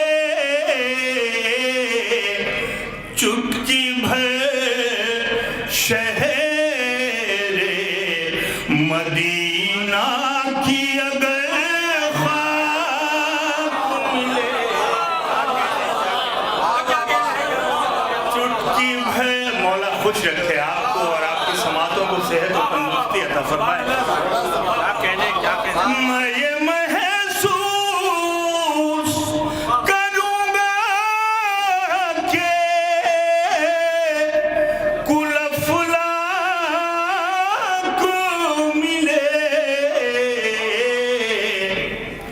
چٹکی بھر شہر مدینہ کی اگر خاک ملے. شعر حاصل کر رہا ہوں. بس اسی آس میں شاید تیرا کوزہ بن جاؤں. دیکھیں مثال دیکھیں. بس اسی آس میں شاید تیرا کوزہ بن جاؤں. اپنی مٹی بھی میں رکھ دوں جو تیرا چاک ملے. اپنی مٹی بہت اچھا استعمال کیا. میں رکھ دوں تیرا چاک جو تیرا چاک ملے. اپنی مٹی سوچیے کرتا ہے وہ صرف نمک سے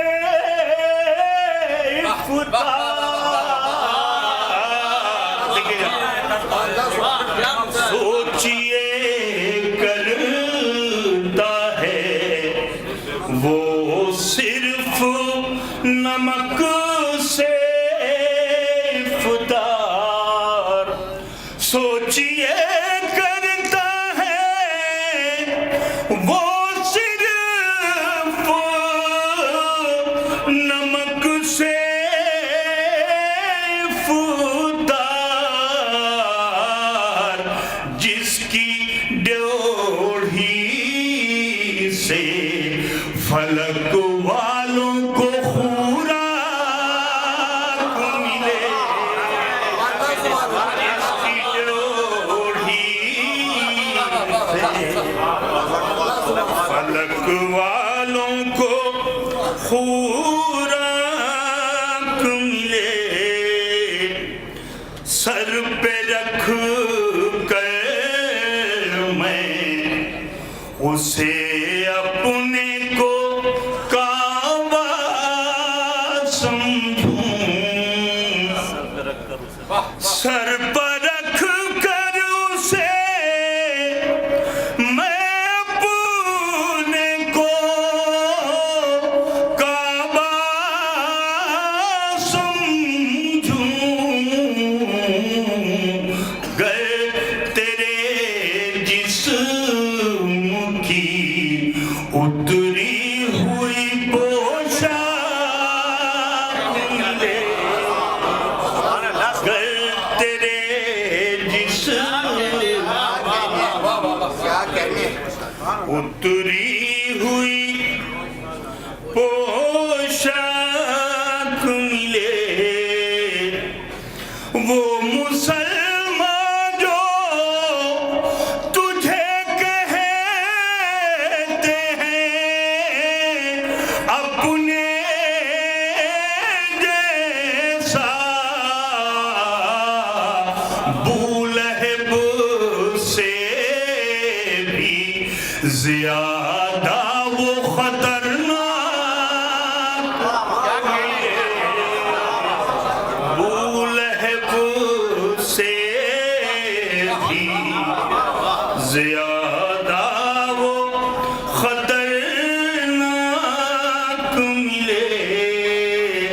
شعر شاید حاصل کلام شعر ہو، دیکھیے گا.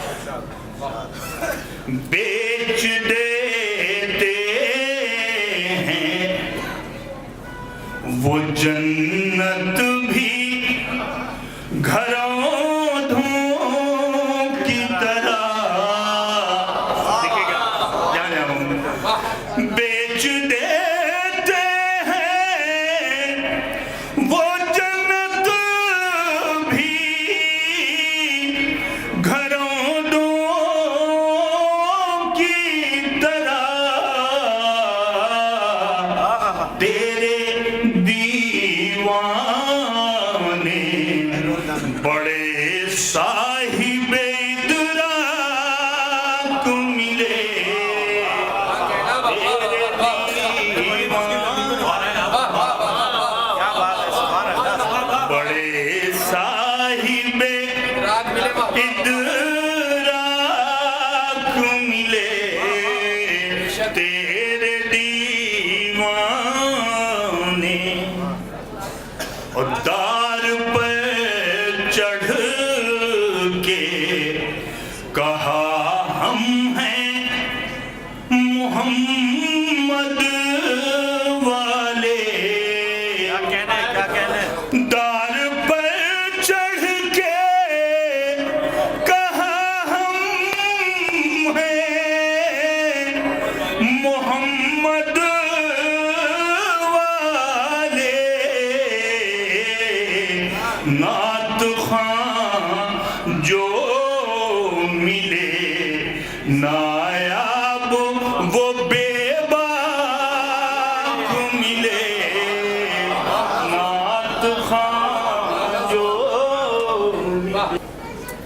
السلام علیکم ورحمۃ اللہ وبرکاتہ. اعوذ باللہ من الشیطان الرجیم. بسم اللہ الرحمن الرحیم. الحمدللہ رب العالمین والصلاة والسلام علی سید الانبیاء والمرسلین. اما بعد فقد قال اللہ الحکیم فی کتابہ الکریم وهو اصدق الصادقین وقوله الحق وما ارسلناک الا رحمتا للعالمین.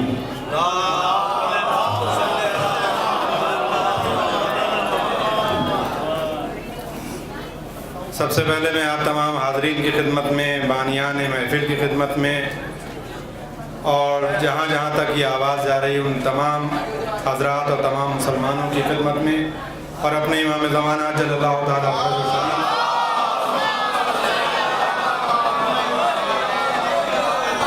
کی خدمت میں ان کے اجداد کی ولادت باسعادت کی تبریک اور تہنیت پیش کرتا ہوں. اس سے پہلے کہ اس آیت کے ذیل میں چند جملے آپ کے سامنے عرض کروں، پیغمبر اکرم اور امام جعفر صادق علیہ السلام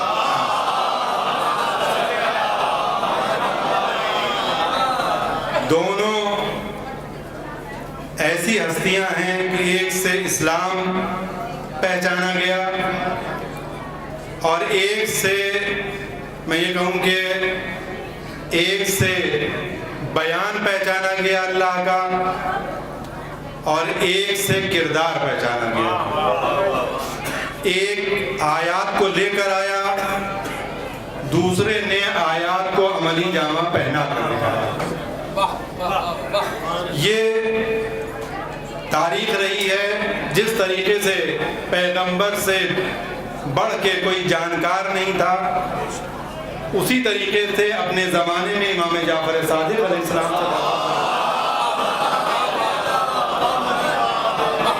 آپ نے 12 سال کی عمر میں ارسطو کے 1000 سال سے جاری اس نظریے کو باطل قرار دیا جس میں اس نے یہ کہا تھا کہ انسان کی خلقت 4 عناصر سے ہوئی ہے، ہوا، آگ اور پانی سے.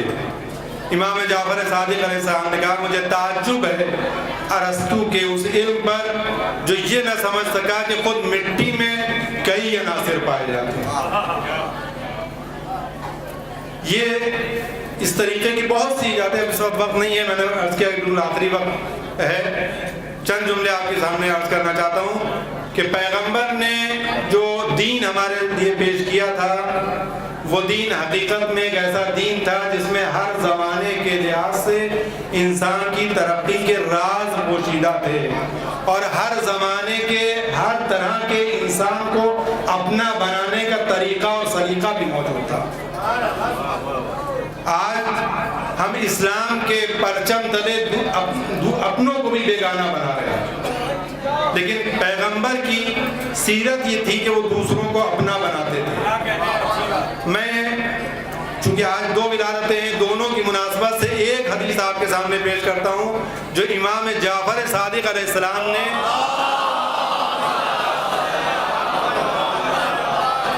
رسول اللہ کے حوالے سے بیان کی ہے، یعنی دونوں ہستیوں کا اس میں تعاون شامل ہے۔ پیغمبر نے بیان کی اپنے زمانے میں، امام نے اس کو دہرایا اپنے زمانے میں، ہم تک پہنچایا اپنے زمانے میں۔ جو ماحول ہے اس وقت کا کیوں ہے، کس وجہ سے ہے؟ ایک تعصب کی آگ جو ہے وہ بھڑکائی جاتی ہے، کہیں علاقائیت کو پیش کیا جاتا ہے، کہیں پر نسل اور رنگ کو پیش کیا جاتا ہے، کہیں زبان کو اعلی کار بنایا جاتا ہے، اور کہیں پر مذہب اور نظریات اور عقائد کو، کہیں ڈگری اور مزاج کو، یہ اختلافات کے اسباب بنائے جاتے ہیں، لیکن اسلام کا ان سے دور دور کا کوئی تعلق نہیں ہے۔ امام فرماتے ہیں کہ پیغمبر نے فرمایا، توجہ کیجئے گا، کہ من کان فی قلبہ حبۃ من خردل من عصبیہ، وہ انسان جس کے دل میں رائی کے دانے کے برابر تعصب پایا جاتا ہے، بعثہ اللہ یوم القیامت مع آراب الجاہلیہ، ایسا انسان جس کے دل میں ایک رائی کی برابر تعصب پایا جاتا ہے، زبان کا ہو، علاقے کا ہو، مذہب کا ہو، دین کا ہو، علم کا ہو، کسی بھی طریقے کا تعصب پایا جاتا ہے، تو خداوند عالم روز قیامت اس کو جاہلی آراب کی طرح سے اٹھائے گا۔ سارا علم ایک طرف، سارا کمال ایک طرف، ساری زندگی کی عبادتیں ایک طرف، ساری قربانیاں ایک طرف، اگر تعصب کی بنیاد پر یہ کام ہو رہا ہے تو اسلام یہ کہہ رہا ہے کہ وہ روز قیامت جاہل آراب کی طریقے سے اٹھائے گا۔ آراب الجاہلیہ کا اس زمانے میں تصور ہے، جاہلیہ یعنی کافر، یعنی مسلمان نہیں ہے جو شخص ذرہ برابر بھی تعصب اپنے دل میں رکھتا ہے۔ لہذا پیغمبر کے ماننے والے، پیغمبر کے چاہنے والے، امام جعفر صادق علیہ السلام کا چرچا کرنے والوں کا فریضہ یہ ہے کہ دنیا میں اسلام کے اس پیغام کو پہنچائیں۔ اسی لیے پیغمبر نے عیسائیوں کو اپنی مسجد میں عبادت کرنے کی اجازت دی۔ حاتم تائی کی بیٹی آپ کے پاس آتی ہے، ڈری ہوئی، سہمی ہوئی، اور مسلمان نہیں ہے، بھائی اس کا چھپا چھپا پھر رہا ہے کہ ایک ایسا گروہ آ گیا ہے، دہشت پھیلائی جا رہی ہے اور بدنام کیا جا رہا ہے، پروپیگنڈا پیغمبر کے خلاف اتنا تھا کہ لوگ ڈر رہے تھے، اور وہ آتی ہے پیغمبر کے پاس، پیغمبر مسجد میں ہیں، اٹھ کر کھڑے ہو کر اس کا احترام کرتے ہیں اور اپنی ابا اس مسجد میں فرش پر بچھا دیتے ہیں اور اس سے کہتے ہیں کہ تم اس پر بیٹھو، اور یہ جملہ ارشاد فرماتے ہیں کہ چونکہ تمہارا باپ سخی تھا لہذا میں تمہارا احترام کر رہا ہوں۔ ایک کافر اسلام کو نہیں مانتی، اور پھر جب اس نے یہ برتاؤ دیکھا پیغمبر کا تو اپنے بھائی کو اطلاع پہنچائی کہ نہیں، جو تم نے سنا ہے سب جھوٹ ہے، اسلام کچھ اور ہے۔ لہذا آج بھی جو میڈیا اسلام کو بدنام کر رہا ہے اور دوسرے دہشت میں ہیں، ان تک آپ اپنے کردار سے یہ پیغام پہنچائیے کہ اگر کوئی آئے آپ کے پاس تو وہ جا کر یہ کہے کہ نہیں آؤ ادھر کو، اسلام کچھ اور ہے، تم کچھ اور دیکھ رہے ہو، کچھ اور سن رہے ہو۔ اسلام کیا ہے؟ پیغمبر، میں شاید عرض بھی کر چکا ہوں، پیغمبر نے ایک بار یہ دیکھا کہ ایک شخص ہے وہ اپنے گوسفند کو بلا رہا ہے، اور اس نے اپنے دامن کو پھیلایا اور جو اس زبان میں کہتے تھے بلانے کے لیے، اس کو بلایا اس انداز میں کہ اس کو کچھ کھلانا چاہ رہا ہے۔ آپ نے دیکھا ہوگا جانوروں کو، بکریوں کو، مرغیوں کو عام طور سے بلاتے ہیں تو ایک خاص قسم کی آواز نکالتے ہیں، ہاں لے لے لے، اس طریقے سے وہ پہچان جاتی ہیں آوازیں، وہ جانور پہچان جاتے ہیں اور قریب آ جاتے ہیں۔ پیغمبر نے دیکھا کہ ایک عرب نے اپنے گوسفند کو بلانے کے لیے اپنا دامن پھیلایا، خالی دامن پھیلایا اور اس کو بلایا۔ جب وہ جانور اس کے پاس آ گیا تو اس نے رسی جو چھپائے ہوئے تھا اس کے گلے میں ڈالی اور گھوٹے سے باندھ دیا۔ کوئی یہ عام بات ہے ہمارے یہاں، کوئی نئی بات نہیں ہے۔ پیغمبر نے دیکھا، پیغمبر اسلام، دیکھیں اسلام کیا ہے، پیغمبر نے دیکھا، اس شخص کو بلایا کہ یہاں آؤ، یہ کیا کیا تم نے؟ کہا میں نے اپنے جانور کو بلایا، دبان دیا گوسفند کو۔ کہا نہیں یہ تو میں نے بھی دیکھا، لیکن تم نے ایک اور کام کیا، تم نے اپنا اعتبار اس جانور کے سامنے کھو دیا، تم نے اپنا اعتبار اس جانور کے سامنے کھو دیا۔ گویا پیغمبر یہ پیغام پہنچانا چاہ رہے ہیں کہ اگر ایک مسلمان کا معاشرے میں اعتبار نہیں ہے تو وہ مسلمان نہیں ہے۔ اگر کوئی ٹرسٹ نہیں کرتا آپ کے اوپر، محمد یعنی پیغمبر کا اعلان کرنے سے پہلے اپنے آپ کو امین ثابت کر چکے تھے۔ امین یعنی جس کے اوپر ٹرسٹ کیا جائے، جس کے اوپر بھروسہ کیا جائے، جس کے پاس امانتیں لا کر رکھ سکے انسان۔ اسلام وہ ہے، اس وادی میں جائیے، جانوروں کے حقوق کو پہچانیے، اور ایسا نہیں ہے کہ اس کو پہچانا۔ میں نے بتایا کہ پیغمبر نے یہ چیزیں اپنے زمانے میں جتنی پیش کرتے تھے پیش کی، اس کے بعد میں اہل بیت نے اس کو آگے بڑھایا۔ دشمن سے کس طریقے کا رابطہ ہونا چاہیے، امام زین العابدین علیہ السلام، لنگر بچھا ہوا ہے، کھانا ہو رہا ہے، چوتھے امام اپنے ہاتھ سے کھانا تقسیم کر رہے ہیں۔ ایک شخص کے پاس جب پہنچتے ہیں تو وہ پوچھتا ہے کہ علی بن حسین آپ نے مجھے شاید پہچانا نہیں۔ کہا نہیں میں خوب پہچانتا ہوں۔ کہا بتائیے کون ہوں؟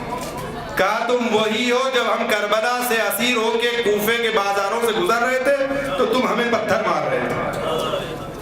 کہا یہ جانتے ہوئے آپ کھانا کھلا رہے ہیں؟ کہا ہاں وہ تمہارا عمل تھا، یہ ہمارا کردار۔ اور آپ یہ فرماتے ہیں کہ اگر امانت داری کے سلسلے میں مسلمان کیسا ہونا چاہیے کہ اگر میرے بابا کے قاتل اس خنجر کو جس سے بابا کو شہید کیا ہے میرے پاس امانت کے طور پہ لا کے رکھے گا تو میں اس کو ویسا ہی واپس کروں۔ بہت بڑی بات ہے، یہ پیغامات ہیں، ان کو دوسروں تک پہنچائیے۔ انسانوں جو اسلام کی آواز سن رہے ہیں لیکن اسلام کو نہیں پہچانتے، آج ہمارا فرض یہ ہے، رسول کے ماننے والے کا فرض یہ ہے، امام جعفر صادق علیہ السلام کے ماننے والے کا فرض یہ ہے کہ اس اسلام کو ان تک پہنچائے کہ جہاں پر مولا کائنات یہ فرماتے ہیں کہ ایک چیونٹی کے منہ سے جو کے دانے کے چھلکے کو میں چھیننا ظلم سمجھتا ہوں، وہاں کیسے آپ کسی کے گھر پر بم برسائیں گے، کیسے کسی کا گلا کاٹیں گے، کیسے کسی بچے کو باپ سے دور کریں گے، ماں کی گود سے چھڑائیں گے؟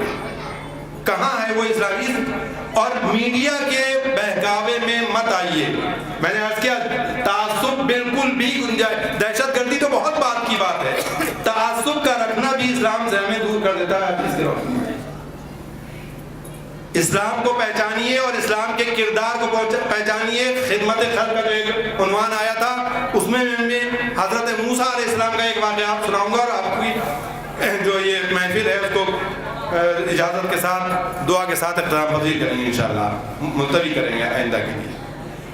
جناب موسیٰ علیہ السلام ایک اولو العزم پیغمبر ہیں، اور ان کو یہ حکم دیا جاتا ہے کہ فلاں علاقے میں جائیے اور اس شخص سے، ایک ایسا شخص ہے اس سے علم حاصل کیجئے۔ جناب موسیٰ علیہ السلام کافی لمبا سفر طے کرنے کے بعد اس جگہ پر پہنچتے ہیں، دیکھتے ہیں کہ ایک بزرگ انسان ہے اور وہ عبادت میں مصروف ہے۔ جناب موسیٰ علیہ السلام اس کے برابر میں جا کر بیٹھ جاتے ہیں کہ یہ اب عبادت سے فارغ ہو تو میں اس سے کچھ معلومات حاصل کروں۔ دیکھیں خدمت خلق، محبت کا جذبہ دوسرے کے سلسلے میں کتنا اہم ہے۔ وہ شخص عبادت میں مصروف ہے، جناب موسیٰ بیٹھے ہوئے ہیں۔ جب کافی دیر ہو گئی اور موسیٰ بیٹھے ہی رہے، وہاں سے نہ گئے، تو اس شخص نے اپنی عبادت کو روکا اور جناب موسیٰ سے خطاب کیا کہ آپ کون ہیں، یہاں کیوں بیٹھے ہیں؟ تو آپ نے اپنا تعارف کرایا کہ میں اللہ کا نبی ہوں اور میں یہاں پر اس طریقے سے بھیجا گیا ہوں۔ پھر گفتگو ہونے لگی، جناب موسیٰ نے اس سے پوچھا کہ بھائی تم کیا کرتے ہو، مشغلہ کیا ہے تمہارا؟ کہا میں کچھ نہیں کرتا، میں تو عبادت ہی کیا کرتا ہوں۔ کہا پھر کھاتے پیتے کیسے ہو؟ کہا کہ ایک پرندہ ایک انار لاتا ہے اور وہی میری غذا ہوتی ہے، 300 سال سے میرا یہی وتیرہ ہے۔ موسیٰ علیہ السلام سے گفتگو ہوئی اور موسیٰ جانے لگے۔ اس شخص نے روکا کہ اے نبی خدا آپ جا رہے ہیں، ایک التجا ہے۔ کہا جب آپ خدا سے ہم کلام ہوں تو آپ اس سے یہ پوچھ لیں کہ میری یہ عبادت قابل قبول بھی ہے یا نہیں، بارگاہ رب العزت میں اس کا کوئی مرتبہ ہے یا نہیں ہے۔ تو جناب موسیٰ ایک نبی تھے، ان کا نہیں مجھے بھیجا گیا ہے، یقیناً تمہاری عبادت قابل قبول ہوگی۔ تو کہنے آپ پوچھ لیجئے گا۔ جناب موسیٰ نے وعدہ کیا، بارگاہ خداوندی میں حاضر ہوئے، خدا نے کلام کیا ہے۔ موسیٰ گئے تھے، کہاں گئے تھے؟ کہا کیا دیکھا؟ جناب موسیٰ نے پورا قصہ بیان کر دیا۔ اس کے بعد میں اس شخص کا سوال خداوند عالم کے سامنے رکھا کہ پروردگار، اس نے یہ کہا ہے، پوچھا ہے، دریافت کیا ہے کہ کیا میری عبادت تیری بارگاہ میں قبولیت کا شرف رکھتی ہے؟ کہا جہنم اس کے انتظار میں ہے، جہنم اس کے انتظار میں۔ جناب موسیٰ بے چین ہو جاتے ہیں کہ 300 سال سے عبادت کر رہا ہے، کوئی دوسرا کام ہی نہیں کر رہا، کوئی گناہ نہیں کر رہا، اس کے بعد بھی جہنم انتظار میں، کس بات کے لیے؟ جناب موسیٰ سوال کرتے ہیں کہ ایسا کیوں؟ کہا کہ 300 سال سے ایک فرشتہ مامور ہے اس بات پر کہ وہ یہاں سے ایک انار اس کی غذا کے طور پر لے جائے، اور یہ شخص جب تک وہ پورا انار نہیں کھا لیتا وہ پرندہ وہیں بیٹھا رہتا ہے۔ آج تک اس شخص کو یہ توفیق نہیں ہوئی کہ چند دانے انار کے اس کے سامنے ڈالے۔ جس کے دل میں خدمت کرنے والے کی خدمت کا کوئی وقار نہ ہو، کوئی عزت نہ ہو، وہ جہنمی ہے۔ جناب موسیٰ دوبارہ آتے ہیں اس کی خدمت میں، اس کے پاس اس سوال کا جواب مانگتا ہے۔ کہا ہاں تمہاری عبادت قابل قبول نہیں۔ کہا کیوں؟ وجہ بتائیے۔ کہا اچھا تو اب ایک درخواست ہے وہ بیان کر دے۔ کہا وہ کیا ہے؟ کہا وہ یہ ہے کہ اگر ایسا ہی ہے تو خدا سے کہہ دے کہ جس دن میں مروں اس دن میری لاش کو اتنا بڑا کر دے کہ جہنم میں پھر کوئی جا ہی نہ سکے۔ جب جناب موسیٰ یہ پیغام لے کر آئے، درخواست لے کر آئے، تو خدا نے کہا جاؤ جنت کا پروانہ اسے دے دو، کیونکہ اب اس کے دل میں دوسروں کی محبت جاگ گئی۔ تو اسلام یہ ہے، میں نے ابھی آیت پڑھی تھی، اس کو میں بالکل ترجمہ تک نہیں کر سکا کہ وَمَا أَرْسَلْنَاكَ إِلَّا رَحْمَةً لِلْعَالَمِينَ، ہم نے نبی کو صرف و صرف عالم کے لیے، عالمین کے لیے رحمت بنا کر بھیجا ہے۔ رحمت کیسی رحمت؟ ہر شخص کے لیے رحمت، ہر مخلوق کے لیے رحمت۔ حضرت موسیٰ علیہ السلام کا یہ قصہ ہے، فرعون پیچھا کر رہا ہے، جناب موسیٰ آگے آگے جا رہے ہیں، جناب موسیٰ کا لشکر دریائے نیل سے پار ہو گیا، فرعون رک گیا، بیچ دریا میں پہنچا، فرعون نے آواز لگانی شروع کی، جیسے ہی پانی آنا شروع ہوا کہ اے موسیٰ بچا لو بچا لو، لیکن موسیٰ نے نہیں سنا اور فرعون غرق ہو گیا۔ خدا جب یہ واقعہ پورا ہو گیا تو خدا نے جناب موسیٰ سے کلام کیا، اے موسیٰ فرعون تمہیں آواز دے رہا تھا، تم نے مدد نہیں کی۔ توجہ کیجئے، فرعون کون ہے جو خدائی کا دعویٰ کر رہا ہے؟ فرعون موسیٰ تمہیں بلا رہا تھا، تم سے مدد مانگ رہا تھا، تم نے مدد نہیں کی. کہا پروردگارا میں تو اس کے عذاب کے لیے دعا مانگ رہا تھا، بڑی مشکلوں سے تو یہ عذاب نازل ہوا ہے، اور تیرا دشمن تھا. کہا ہاں میرا دشمن تھا، لیکن آج بھی اگر مجھ سے مدد مانگتا تو میں آج بھی نجات دے دیتا. یہ ہے اسلام، یہ ہے رحمت للعالمین کا سلسلہ جو خداوند عالم نے حضرت محمد مصطفیٰ صلی اللہ علیہ وسلم اور اہل بیت کے کردار میں نمایاں کر دیا ہے. خدا سے دعا ہے کہ پروردگارہ ہم سب کو اتنی توفیق دے کہ ہم سچے اسلام کے ماننے والے بن سکیں. پروردگارہ دنیا سے ہمارے درمیان سے جس طرح کا بھی بغض اور کینہ اور تعصب ہے اس کو دور فرما دے. میں تمام آپ لوگوں کی جائز مرادوں کی قبولیت کے لیے دعا گو ہوں، اور بانیان محفل اور تمام علماء کرام، شعراء کرام، ان سب کی طول عمر اور عزت اور جاہ و جلال کا متمنی ہوں. باقی دعائیں جناب حجت الاسلام والحسین قربان علی صاحب سے انشاءاللہ ہم ان کے ذریعے سے بارگاہ خداوند عالم میں دعائیں پیش کریں گے. صلوات بھیجیے محمد محمد. حضرات اس عظیم جشن کا آغاز نظر محمد مصطفیٰ صلی اللہ علیہ وسلم سے ہوا تھا، اور نظر کے بعد دعا دی گئی تھی، اور دعا سے ہی اس جشن کا آغاز ہوا تھا، اور ہم چاہیں گے کہ اختتام بھی دعا پر ہی ہوگا. ہمارے بیچ حجت الاسلام والمسلمین مولانا قربان علی صاحب امام جمعہ و جماعت باب العلم اس وقت موجود ہیں. تمام مومنین کی خدمت میں السلام علیکم. سب سے پہلے میں اس مبارک موقع پر تمام مومنین کی خدمت میں پرخلوص مبارکباد پیش کرتا ہوں، اور یہ آپ لوگوں سے میں امید کرتا ہوں کہ جو آج کا دن ہے، جو ہم یہاں پر حضرت محمد مصطفیٰ صلی اللہ علیہ وسلم کی سیرت طیبہ کو سننے کے لیے ہم آئے ہیں، اور ہم نے سنا ہے کہ ان کی سیرت کیا تھی. اگر ہم بے عمل ہیں تو پروردگار عالم ہم کو اعمال صالح بجلانے کی توفیق عطا فرما. محمد مصطفیٰ صلی اللہ علیہ وآلہ وسلم کے توسط پالنے والے ہم سب کو محمد والے محمد کے صدقے میں صحت و زندگی، تندرستی و سلامتی عطا فرما. پالنے والے محمد والے محمد کے صدقے میں ہم سب کو ہر بلا سے، ہر بیماری، ہر تکالیف، ہر دشمن کے شر سے محفوظ فرما. یا اللہ پالنے والے محمد والے محمد کے وسیلے سے ہم سب کو دین اسلام پر چلنے کی توفیق عطا فرما. یا اللہ پالنے والے محمد والے محمد کے وسیلے سے ہماری قوم کے ہر فرد کو قرآن کو پڑھنے اور اس کو سمجھنے اور اس پر عمل کرنے کی توفیق عطا فرما. یا اللہ پالنے والے محمد کے وسیلے سے ہمارے امام زمانہ کے ظہور میں تعجیل فرما. یا اللہ پالنے والے محمد کے وسیلے سے اس دنیا میں جو ظلم و جور ہے اس کو دور فرما. اس دنیا میں خصوصاً ہمارے ملک میں امن قائم فرما. یا اللہ پالنے والے محمد کے وسیلے سے ہم سب کو اسلام کا پیرو بنا دے. یا اللہ پالنے والے محمد کے وسیلے سے ہم سب کو اعمال صالح بجلانے کی توفیق عطا فرما. یا اللہ پالنے والے محمد کے وسیلے سے ہمارے دلوں میں ایک دوسرے کے لیے محبت کا بیج بو دے. ہمارے دلوں میں جو نفرت ہے ایک دوسرے کے لیے اس کو نکال دے.